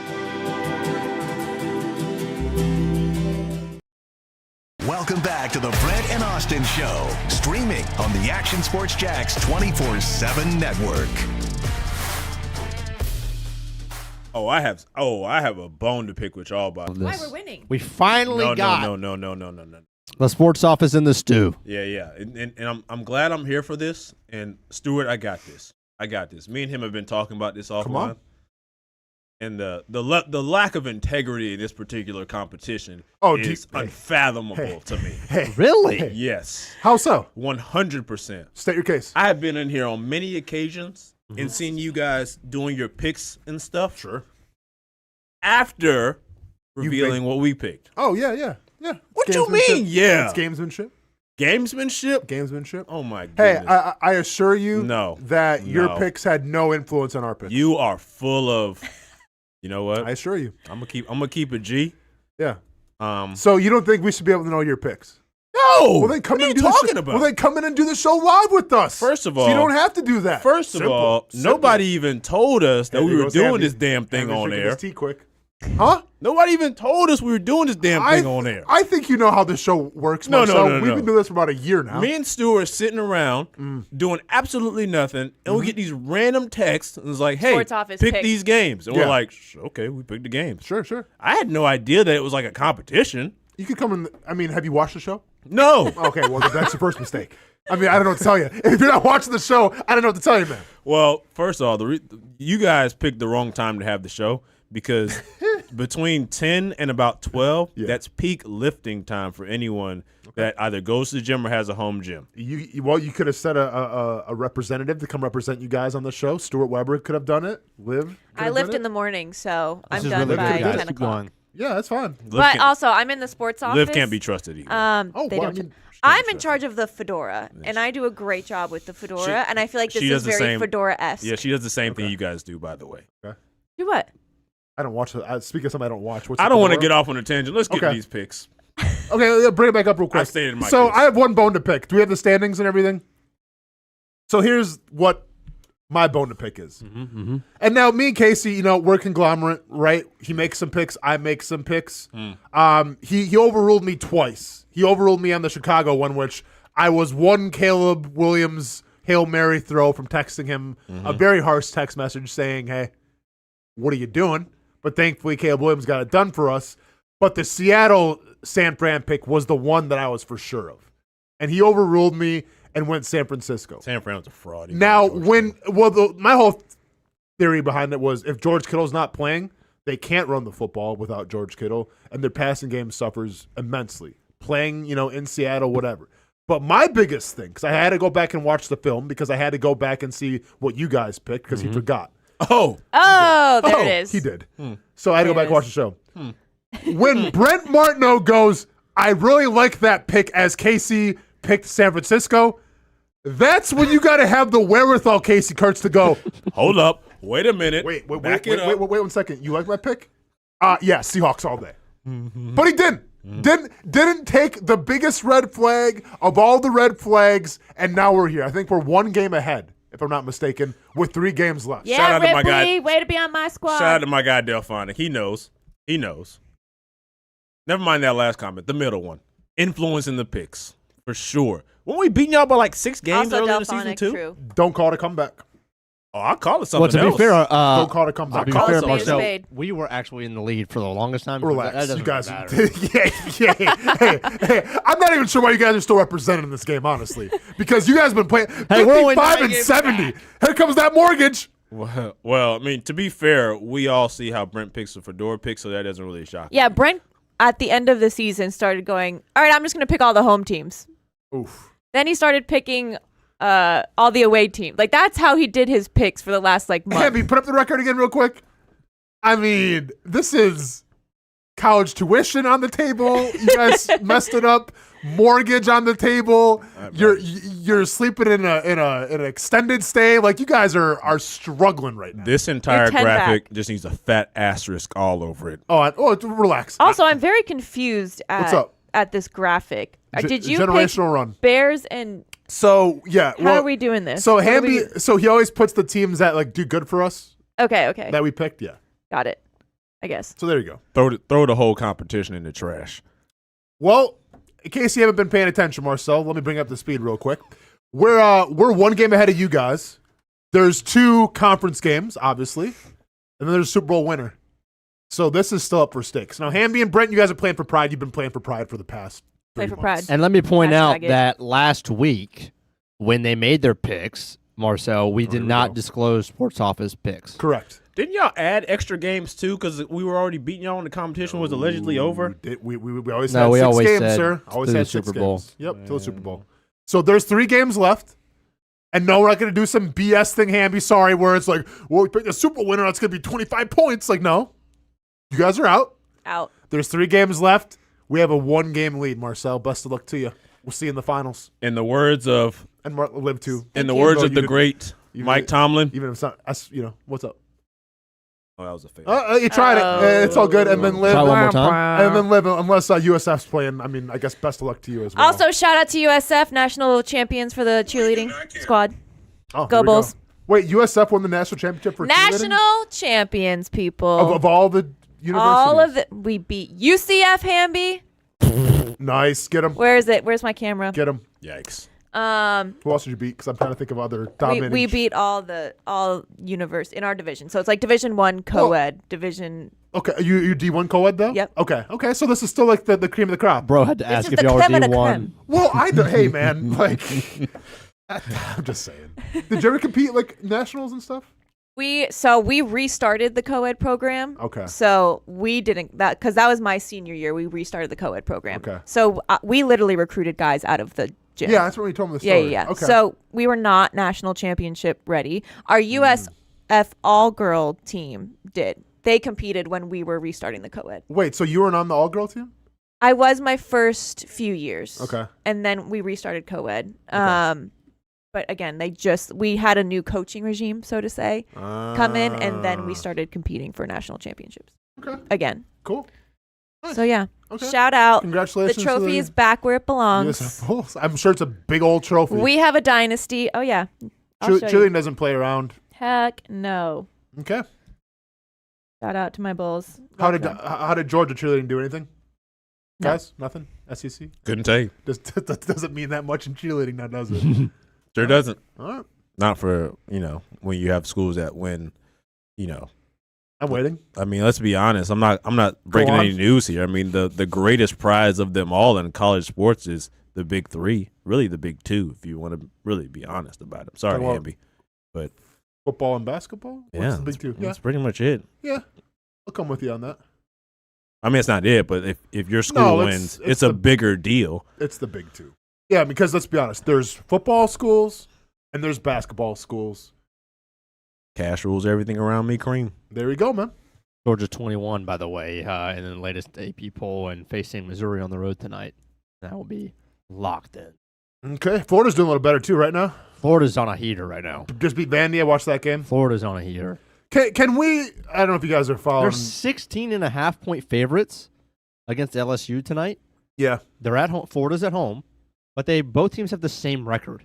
There you go. Isn't that little nuts? I don't watch a lot of SEC basketball. Can we change Vanderbilt's court, please? Are you guys familiar with this? Yeah, brutal. What are we doing? Watch. Why? Like what is the point? Like seriously, because if for those of you that aren't aware, it's like there's levels to this. There's literally levels to it. So it's like you're in like the orchestra pit, and then the stage is like the basketball court. So all the players it's like this. Hamby Keys, you can't really get the camera down, can you? Take a wide It's shot. like I'm at my desk right now, and like the desk is the court. So I gotta hop on up to exactly. So here I am sitting on the bench. Oh, coach, you need me to go in? All right, cool. Let me take off my pants and everything, my shorts, and then let me crawl up here. Oh boy. Oh boy. To go on the basketball court. Makes zero sense at all. I don't get it. Can someone explain it to me? No? Okay. Vanderbilt, change it. Change it for me now, please. It's not aesthetically pleasing. It's very distracting. Anyway, sorry. That was my little rant about Vanderbilt basketball. That seems like a liability for those seats. I just don't get. Right? Yeah. Like, what if a player tumbles? Yeah. Is that has that ever happened? That feels like it should happen It's had all to the have time. happened. Yeah. Yeah, I have no idea. And they're also, aren't they they're... Do you have to sign a waiver for sitting in those seats? You might have to. No. That's Vanderbilt. I don't know. Smarter than everybody else, I guess. I don't know. That's interesting. Hey, you want to take another break quick? Yeah, we got to catch up. So how many do we have here? Liv, what are you doing? Look at that. Look at that trophy. I'm not going to lie. Thought it was going to be bigger. Really? Almost as big as her. Well, she might be 5 feet tall, though, Liv. That's my former... Okay, then how tall is she? She's about 5 feet. I'm sorry, say it again on the mic so everybody hears you.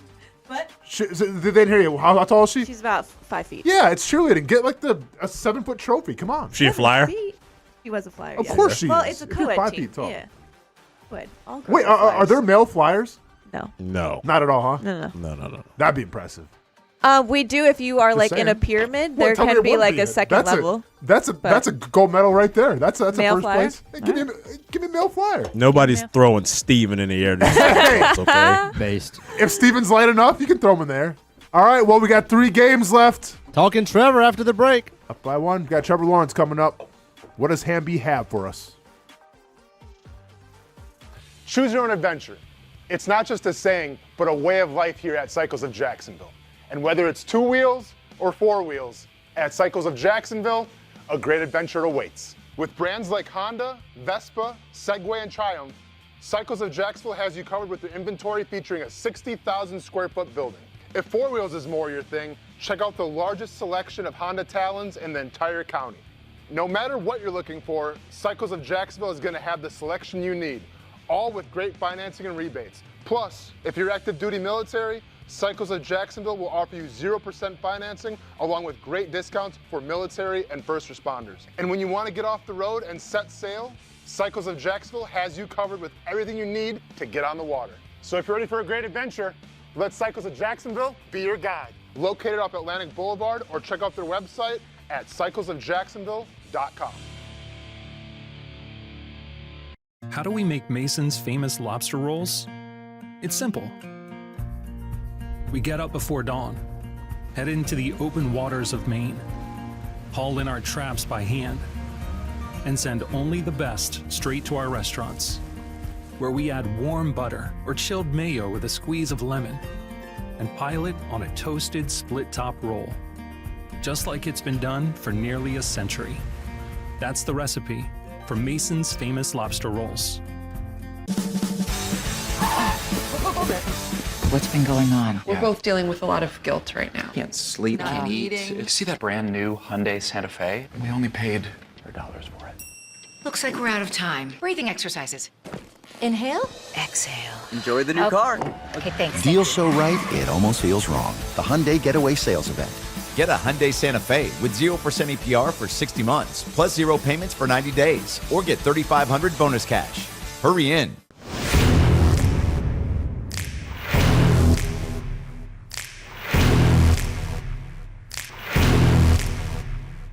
Grab some friends and go to a restaurant or head out for a drink and some conversation. Watch your favorite team play on the big screen.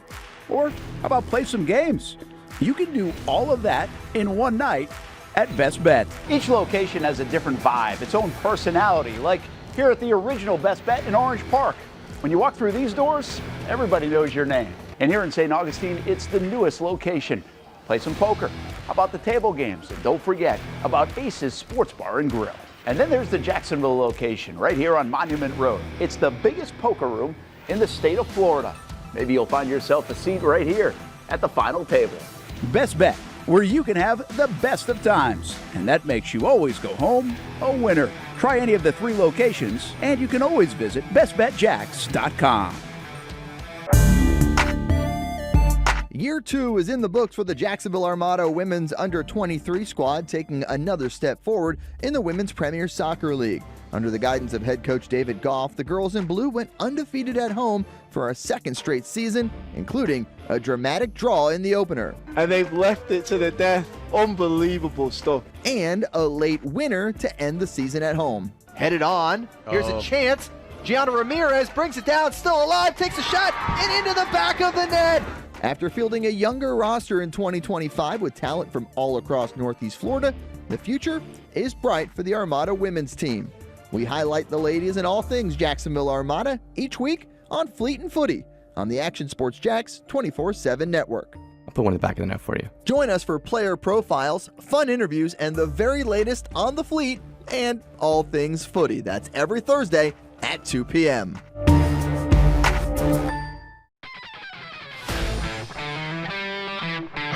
Hey guys, we got a new player today. I hear he's pretty good.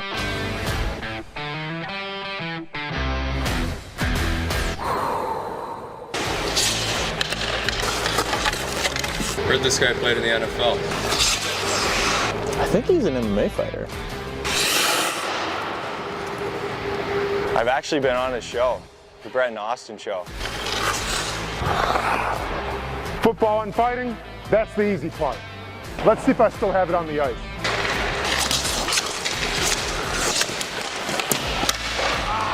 What the heck, man? Who is this guy? He's saving everything. Leave the hockey to the pros, man. It's hockey season. Come on out and see the Icemen play. Get your tickets at jacksonvilleicemen.com. Welcome back to the Brent and Austen Show, streaming on the Action Sports Jacks 24/7 network. Taking a look back, a year in review, Daniel Griffiths writes about it, has this graphic for us. He's going to be going position by position And you can watch and you can look and read all of his articles, actionsportsjacks.com. Obviously, he starts at the pinnacle with the quarterback position. Trevor Lawrence, looking back, what do we got? We got a third winning season, third 4,000-yard season plus, 7 straight games of 250 yards and 2 touchdowns to end the season, which I would assume is right up there at the very, very top of the NFL. 38 touchdowns, which is a franchise record.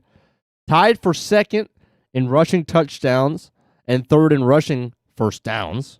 40 first downs rushing, which is very impressive. And a 5-game winning streak, 5-game winning drives, tied for fourth. Guys, before we get into it, most impressive bullet point here. Franchise quarterback. Liv.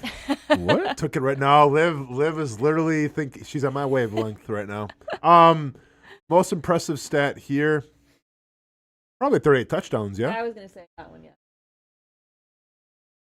I mean, it's a franchise record. I think for me, I'm going to go with the game-winning drives. For me, I love it. I mean, I think the 38 touchdowns total is great. I think he had 29 throwing. I think his ratio was almost. I thought they got him the 30. Did I not? Yeah, but I thought he threw 29 touchdowns. 'Cause I think we were looking at trying to get him at 30 and whatever the interception ratio. But anyway, for me, I 29, think 29 passing. Yeah, 29 passing, right. Okay. I think the game-winning drives just simply because, for me, like we talked about earlier, I think the ultimate stat for a quarterback is winning games. Mm-hmm. And if you have a guy, as we've seen as the elites do, where when you get the ball with X amount of time on the clock, if you can put the ball in his hands and say, hey, go win me the game. I think that's what separates the greats, the good to the greats, and the greats from the elite. Yeah. Just like whenever you saw, when you see if Josh Allen gets the ball in his hands with 2 minutes left on the clock and you're down less than a touchdown, probably think you'll win the game. Yeah. If the Chiefs, Chiefs of the past got the ball down 3 with a minute and a half left in the game, you're like, it don't matter. Like 15 is going to get the ball. I think all the other stuff is great. I think it's an attribution to the way Trevor's growing, which I think obviously we needed to see. Taking better care of the football, and I think we've seen a lot of drives where they kind of ended the way the Buffalo game ended, but it felt a lot worse, right? When it's like you're waiting for him to make that mistake going down to win the game, and I feel like he did a much better job this year, obviously, of taking care of the football, being a cautious risk taker, which I think is a development to the maturation of just playing the quarterback position for me. So that's what I would say the winning. All the other stuff is great too. 4,000 yards. I think it goes hand in hand though, right? Like if you're going to do a game-winning drive, you got to get a touchdown. In a way. In a sense. In a way. But I think especially as a quarterback, with Trevor's history, he's going to be judged more by, the absence of mistakes or the mistakes that he makes, as opposed to like we look at the game-winning drives and we think, oh, hey, and then what's the first thing people say? Oh, hey, he didn't turn the ball over. We expect them to go down there. We get the ball, 2 minutes left. It's like, oh, let's see what he's going to do now. We've heard that so much from so many people. Yeah. And as he gets more of these game-winning drives and protects the game or protects the ball in crucial situations, and that narrative changes, naturally, all that other stuff comes with it. So it's interesting because me and Liv are sharing a brain here. A couple of days ago, I got a text message from someone that watched my end of the year show on Jags Happy Hour. And I said this, and they said, dude, you brought up such a great point because we got so thrown into the season and we achieved every expectation and we had so much enthusiasm based off of a team that we had no expectations for going and making a playoff run that we forgot what the main goal was. And I talked about it, and it's one of these things where, you maybe could go to the Super Bowl. Yeah, you let one go against Buffalo. But to me, I think a lot of people, the ultimate litmus test this year going into the season was simply to find out, is Trevor Lawrence the guy or not? It wasn't what the stats said. It wasn't what the EPA, the touchdown. You really just wanted to know, do we have a guy here in Jacksonville or do we not? And to be fair, the first couple of weeks, it was kind of a teeter-totter. It was a roller coaster. Okay, there's some good, but there's some. And then halfway through the season, for whatever reason, it was plain as day, in bold font, you found yourself your quarterback. And Trevor Lawrence is the guy. And really, like, that, like, and when we reflect back, I get it still probably hurts watching the Bills and everything, how they probably should have beat Denver and Jacksonville let that one slip away, and that still hurts. But at least it's almost like, yeah, it hurts, and maybe you get your wisdom teeth pulled out by the Buffalo Bills, but guess what? You get some ice cream. And the ice cream is the fact of, going forward now that Trevor Lawrence is truly your guy. And that, to me, is better than any stat, any indicator. And I get we're going to rank who's the best quarterbacks in the league, who's top 5, who's top 10, who's top 12, all this stuff. And obviously Trevor Lawrence will be in that conversation someplace. But at the end of the day, can you just sit here and say, is he your quarterback going forward? Yes or no? And for the first time, I feel like in Trevor's career, the entire city, regardless of what you feel about him, we all know that he is the guy. And that's refreshing to have because guess what? Not every NFL team right now can say that about themselves, including Houston. Yeah. I think that's where, like, from last season, everyone was so ready to get rid of Trevor, right? They're like, he's not our guy. We paid him, and he's not our guy. He's not our guy. It's like, well, maybe it was the coaching staff that wasn't right, and here we are with a new regime, and they unlocked, 3 levels of Trevor Lawrence that I don't think we saw coming because we were so ready to get rid of him. As the Jags fans were like, he's not our guy. He's not a franchise quarterback. He's going to be a backup. Like, no, like, I think he was just handed terrible cards, and you need to get him people who actually, like, can coach him. And I remember, I forgot who it was. I think it was Dewey Wingard because he's just a walking soundbite. It was Dewey. That, like, Trevor has someone that is coaching him. Yeah. He's being coached. And then you think, well, then what the heck was happening in the other regimes? So now you have a quarterback who's actually being coached, and he's unlocked this next level Lawrence. And now we are like, yeah, he's our guy. Now we want to keep him. And it's like, all right, so it was the coaches. It wasn't Trevor. Yeah. I mean, I just say, like, we got to keep it in perspective here. Because, like, we come a long way from wondering, all right, is Trevor Lawrence the guy week 1? To now it's like, well, they should have ran the ball against Buffalo a little more. Yeah. Well, they probably should be playing the Super Bowl. Like, that's quite the journey to come from, is our quarterback really going to be the guy going forward to, man, that game plan, if they just would have did this, yeah, we're talking Super Bowl right now. Like, that's quite the journey in the span of 17, 18 weeks. Yeah. But it's a cool journey. It's been fun. Make you a lot more comfortable with the dollar amount, I would assume, in the contract. That he's making? Of course. It's not my money, yeah. Who cares? Well, that was a lot of people cared. I know. A lot of people well, cared. because you know what people care, and this is, I've said this before, it's not about the money, it's what the money says.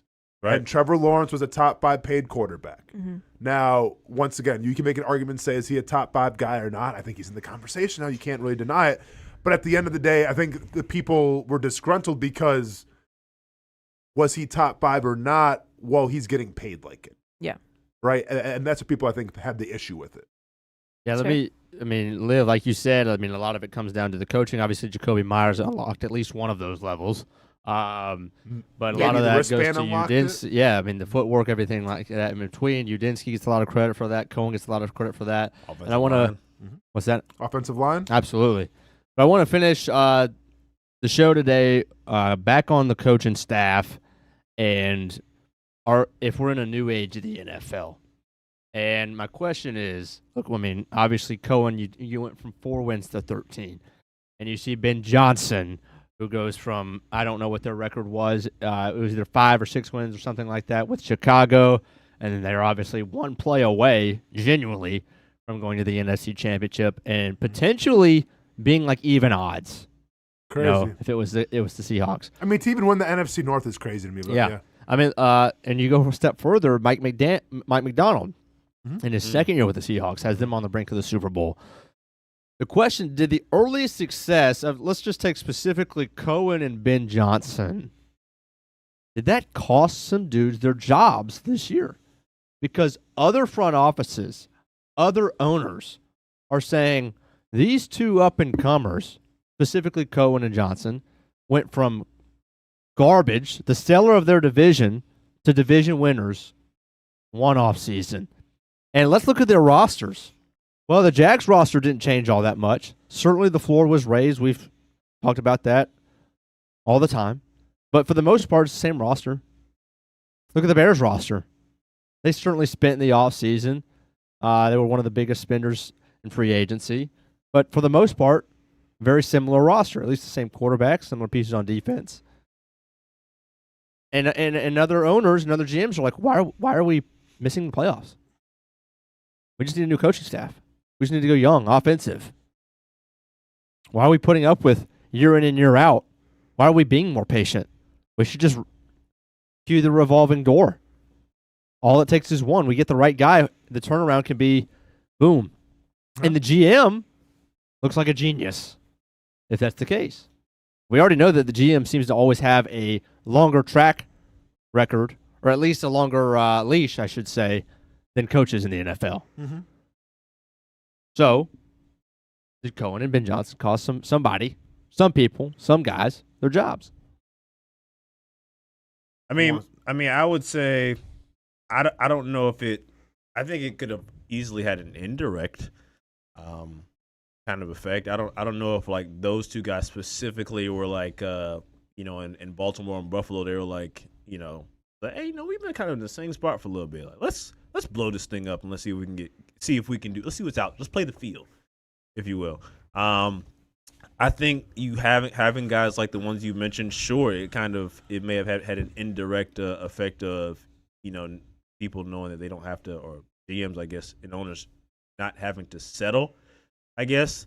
I just feel like it depends on the situation, though. Like, it's hard for me to say that Baltimore and Buffalo have been settling when they've been, fairly successful. Obviously, they haven't gotten to the mountaintop, but like if you're telling me that, I think Buffalo's an outlier because I don't think they've been settling at all. I think they've been one of the great teams that we've had in recent years, especially under Sean McDermott. But I think that, as you know, the league, there's always ebbs and flows. Like there's always like how everything changes where, one day, even on the field too. But I don't know if I would say that they cost people their jobs. I think maybe they're the latest, addition of kind of this experimental young guy, not necessarily having any experience, let's kind of take a shot on them type of wave that we've seen. Obviously, the big talker is what McVay when you start talking about the young guys, right? And how successful he's been. I think, with Ben Johnson being able to come in, with Liam Coen, those two guys specifically, giving a chance on guys. But I still think that the NFL, they're always going to recycle these coaches, right, wrong, or indifferent. But I don't necessarily think that – I don't think those two people cost people jobs. I think it's better to say that those two may have directly had an influence on other teams possibly like taking a chance and being more willing to with the younger guys. If you want to go or should I go? You can go for it. All right. So I'm going to take this a different direction. Ooh, plot twist. I don't think Ben Johnson and Liam Coen cost anybody really their job because, spoiler alert, it's been done this way the past decade in terms of trying to hire the next hot shot offensive coordinator that can work with the team's quarterback and call the plays. This is nothing new. I think Mike Vrabel ruined a lot of coaches' jobs, like Mike Tomlin, like Sean McDermott, like John Harbaugh, because Mike Vrabel is more under that ilk and that banner than he is like, the new OC who worked with a quarterback. Sure. Mike Vrabel is he played defense, but he's more of a defensive-minded guy who builds a culture in a locker room. I think teams see Mike Vrabel and like, hey, this guy was out. The Patriots were nothing last year. He comes in and look at the influence that he's making right now. Look at the influence of how much his players love playing for him. And by the way, look at the Patriots roster. They had 2 Pro Bowlers. They had Christian Gonzalez and Drake May. So it's not like they're just a household name of players that, of course, like Vrabel lucked into it. No, he did not. Like his coaching, his culture building, I think helped New England out. So then you see that in Baltimore, it's like, okay, well, John Harbaugh's a culture guy. How's that locker room getting along? Mm-hmm. Well, Lamar Jackson's a little disgruntled, right? You hear some murmuring saying, Harbaugh wasn't the guy there. Okay, we'll see you later, Harbaugh. How was it with Tomlin? Well, Tomlin lost some players. George Pickens didn't want to play there. Like all this stuff. You hear some rumblings. It was working with Tomlin. McDermott might be different because it seems like the players love playing for him. But my point is that they saw a guy now in Vrabel where it's like, okay, well, you want to go the more old school defensive players, coach like that? It better be the Vrabel effect. And our locker room better be getting along. Not like in Baltimore where it's like everyone was kind of playing for themselves. So to me, Vrabel was maybe the reason why guys like John Harbaugh, Sean McDermott, and Mike Tomlin got let go because everyone saw what New England's doing. It's like, well, why can't we have that as well? Yeah, no, I think I'm going to stand in the middle of both of you. Oh, right on the fence. All right. Yeah, I can see it going both. My bad. Oh, I thought we were playing another GIF or something. Another Mike Tomlin quote. Yeah. Mm-hmm. I can see it going both ways. I can see both points. I can see both point of views. I think it's just, like you say, like McDermott, they had sustained success. And they got to the point where, like, okay, we can sustain this and just be happy being a playoff team. But obviously the major goal is to go get a Super Bowl. And so they're like, we're going to trash that. And we're going to go after guys that could potentially get us to the Super Bowl. But I don't even know who you bring in for the Buffalo Bills. Like, the Bills are just like an outlier in all of this. And we were talking about it too, Liv. Like, there better be a plan in place. You don't just cut a guy like McDermott and then have a plan for Josh Allen. What is your plan? Like, who is better at potentially? And they don't need a culture change, which is like a weird part about it too. Like, you just fired a head coach because he brought you sustained success, but never got you to the grand finale. Yeah. And so it's very strange. I think with Tomlin and Harbaugh and the Ravens and the Steelers, you kind of need a culture change, even though Mike Tomlin brought you 18 winning seasons. It's so strange, this coaching carousel that's going on, because it's like you're firing like really successful people. Like, it's not like they brought you losing seasons, never got you to the playoffs, had a culture problem. So it's very weird to me, but at the same time, like, I can see, like, you get satisfied with the winning culture and you just want more, which you should always want more. But it's very strange. Unless you're the Bengals and it's just like, yeah, like, we're just gonna hang out. Just hanging out. All right, cool. Know what's going on. Yeah. But like, do you guys think then, like, the Bills take the offensive mind? Because once again, this could be course correction, right? You had McDermott, who comes under the Andy Reid coaching tree, but he did so as a defensive coordinator and a defensive, guy. Do they go the offensive direction now with Josh Allen in Buffalo? I mean, I would think that you have to, right? Don't you? Yeah. I mean, who's the best offensive candidate, though? I don't even know. Which is weird, because I don't even think Joe Brady at this point is interviewing for their head coaching job. And that could, I mean, they were very early in that process, but Joe Brady's interviewing a lot of other places. Bill Belichick, bring him back, people. Could you imagine? Could you imagine in the conference, in the division? I mean, it's wild because, like, I could see if, like, Ben Johnson was available this year, right? Okay, makes a lot of sense. Makes sense. Let McDermott go after your guy. Ben Johnson probably goes to Buffalo because you have the quarterback already. You have a lot of pieces that you like. Who's that offensive rising star? Who's the Ben Johnson? Who's the Liam Coen this year? I don't even know. Yeah, I think it goes back to specifically with the Bills. I think like we said earlier, and just now, like, they have to have an idea of who they want. Not just an idea, but they have to have some sort of, like, almost a certainty to be able to say, we'll let go of this guy who's done all of this and bring in fill in the blank. Got to be. Maybe, yeah. And I see the comment stuff on it makes a good point. Seahawks went from Pete Carroll to Mike McDonald, and it's working good. I mean, that's two defensive guys back to back. Yeah, I think Pete. Yeah. I mean, he is a defensive guy. Yeah. But he's kind of an enigma too. Mm-hmm. Pete Carroll is different. All right, Hamby, anything else for us before we head out here? That's it. That's it. Do we got the hockey? Can we end in the hockey fight, or are we gonna get flagged for it? The goalies. Goalie fight. Love a good goalie. Hey, what is going on in the sport of hockey? You had the kids fighting at the Hershey Bears Mites game. Then did you guys see the women's fight? There was like a minor league women's thing going. Let's go. And they got in a fight. Girl got dropped. And now we got goalies fighting. Hey, man. Hockey's back, man. Hockey's back and better than ever. All I'm saying is any man that's cool just to, like, get the gear with the gear on, skate full ice, full length of the rink. ice. Let's go. To come get you, not to be trifled with. Hey, and by the way, Iceman, phone's available still. If you skate all the way to the other end of the rink, I can, and you get your ass beat, I won't. You got to retire. Get out. Yeah. Go to IR. Get out. Yeah. Here's the thing, real quick. So, like, say you, because if you watch the goalies, like, one goalie got, like, I don't say got dropped, he just fell. Yeah. Like, if you fall with the guy on top, you do lose the fight or not? If you fall with the guy on top. So I'm saying because you're on ice, right? So if you slip. How long are you down? Well, I mean, then it's over, right? They don't fight anymore. So, like, it's like a couple seconds after the you fight. lost.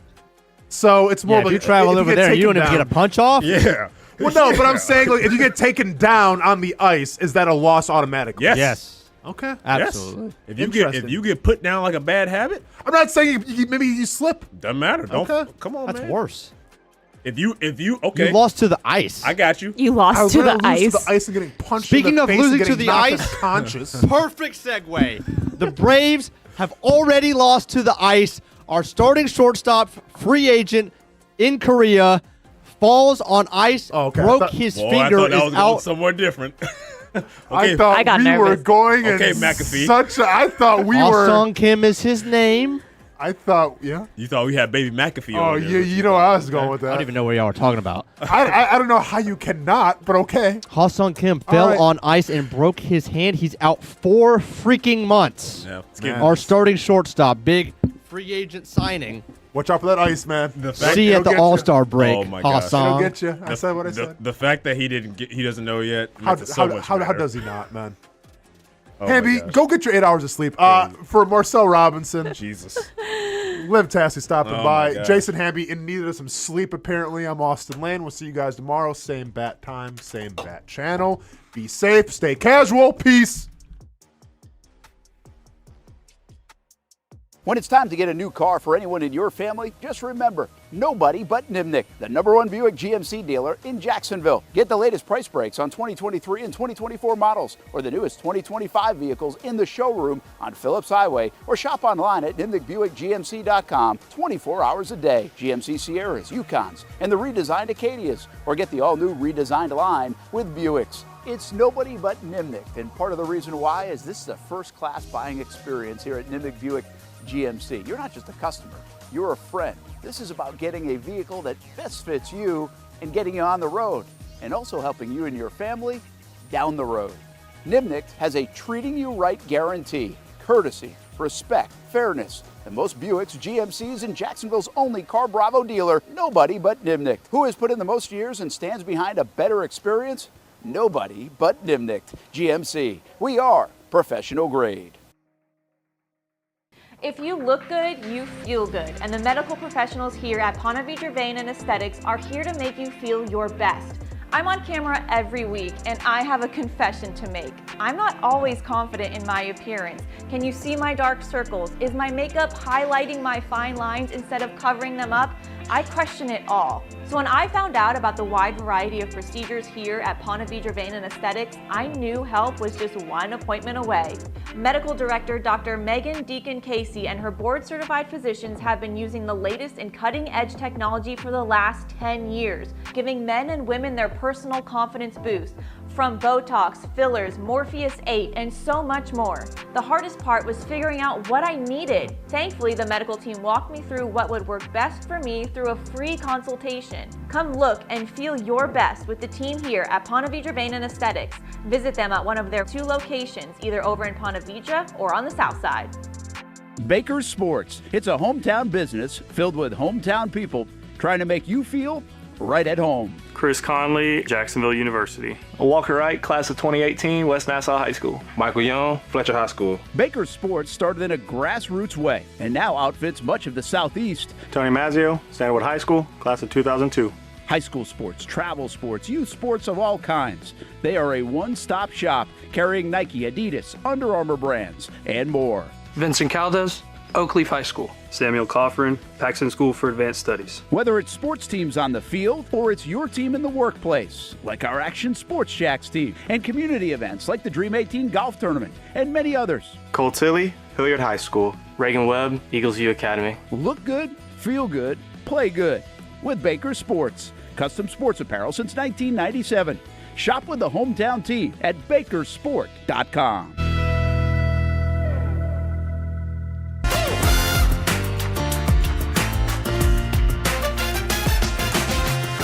Empower a future, inspire a dream. It's a bold but simple mission for the Jacksonville Police Athletic League known as Jax PAL. Help the next generation of kids in Jacksonville shape a brighter future. Their after-school programs, teenage leadership programs. There's community outreach. This has been just an awesome opportunity to be out here with my colleagues and do something good for the community. It's really been an interesting opportunity to just see everybody work together in a way that we don't normally in the office. And there's sports.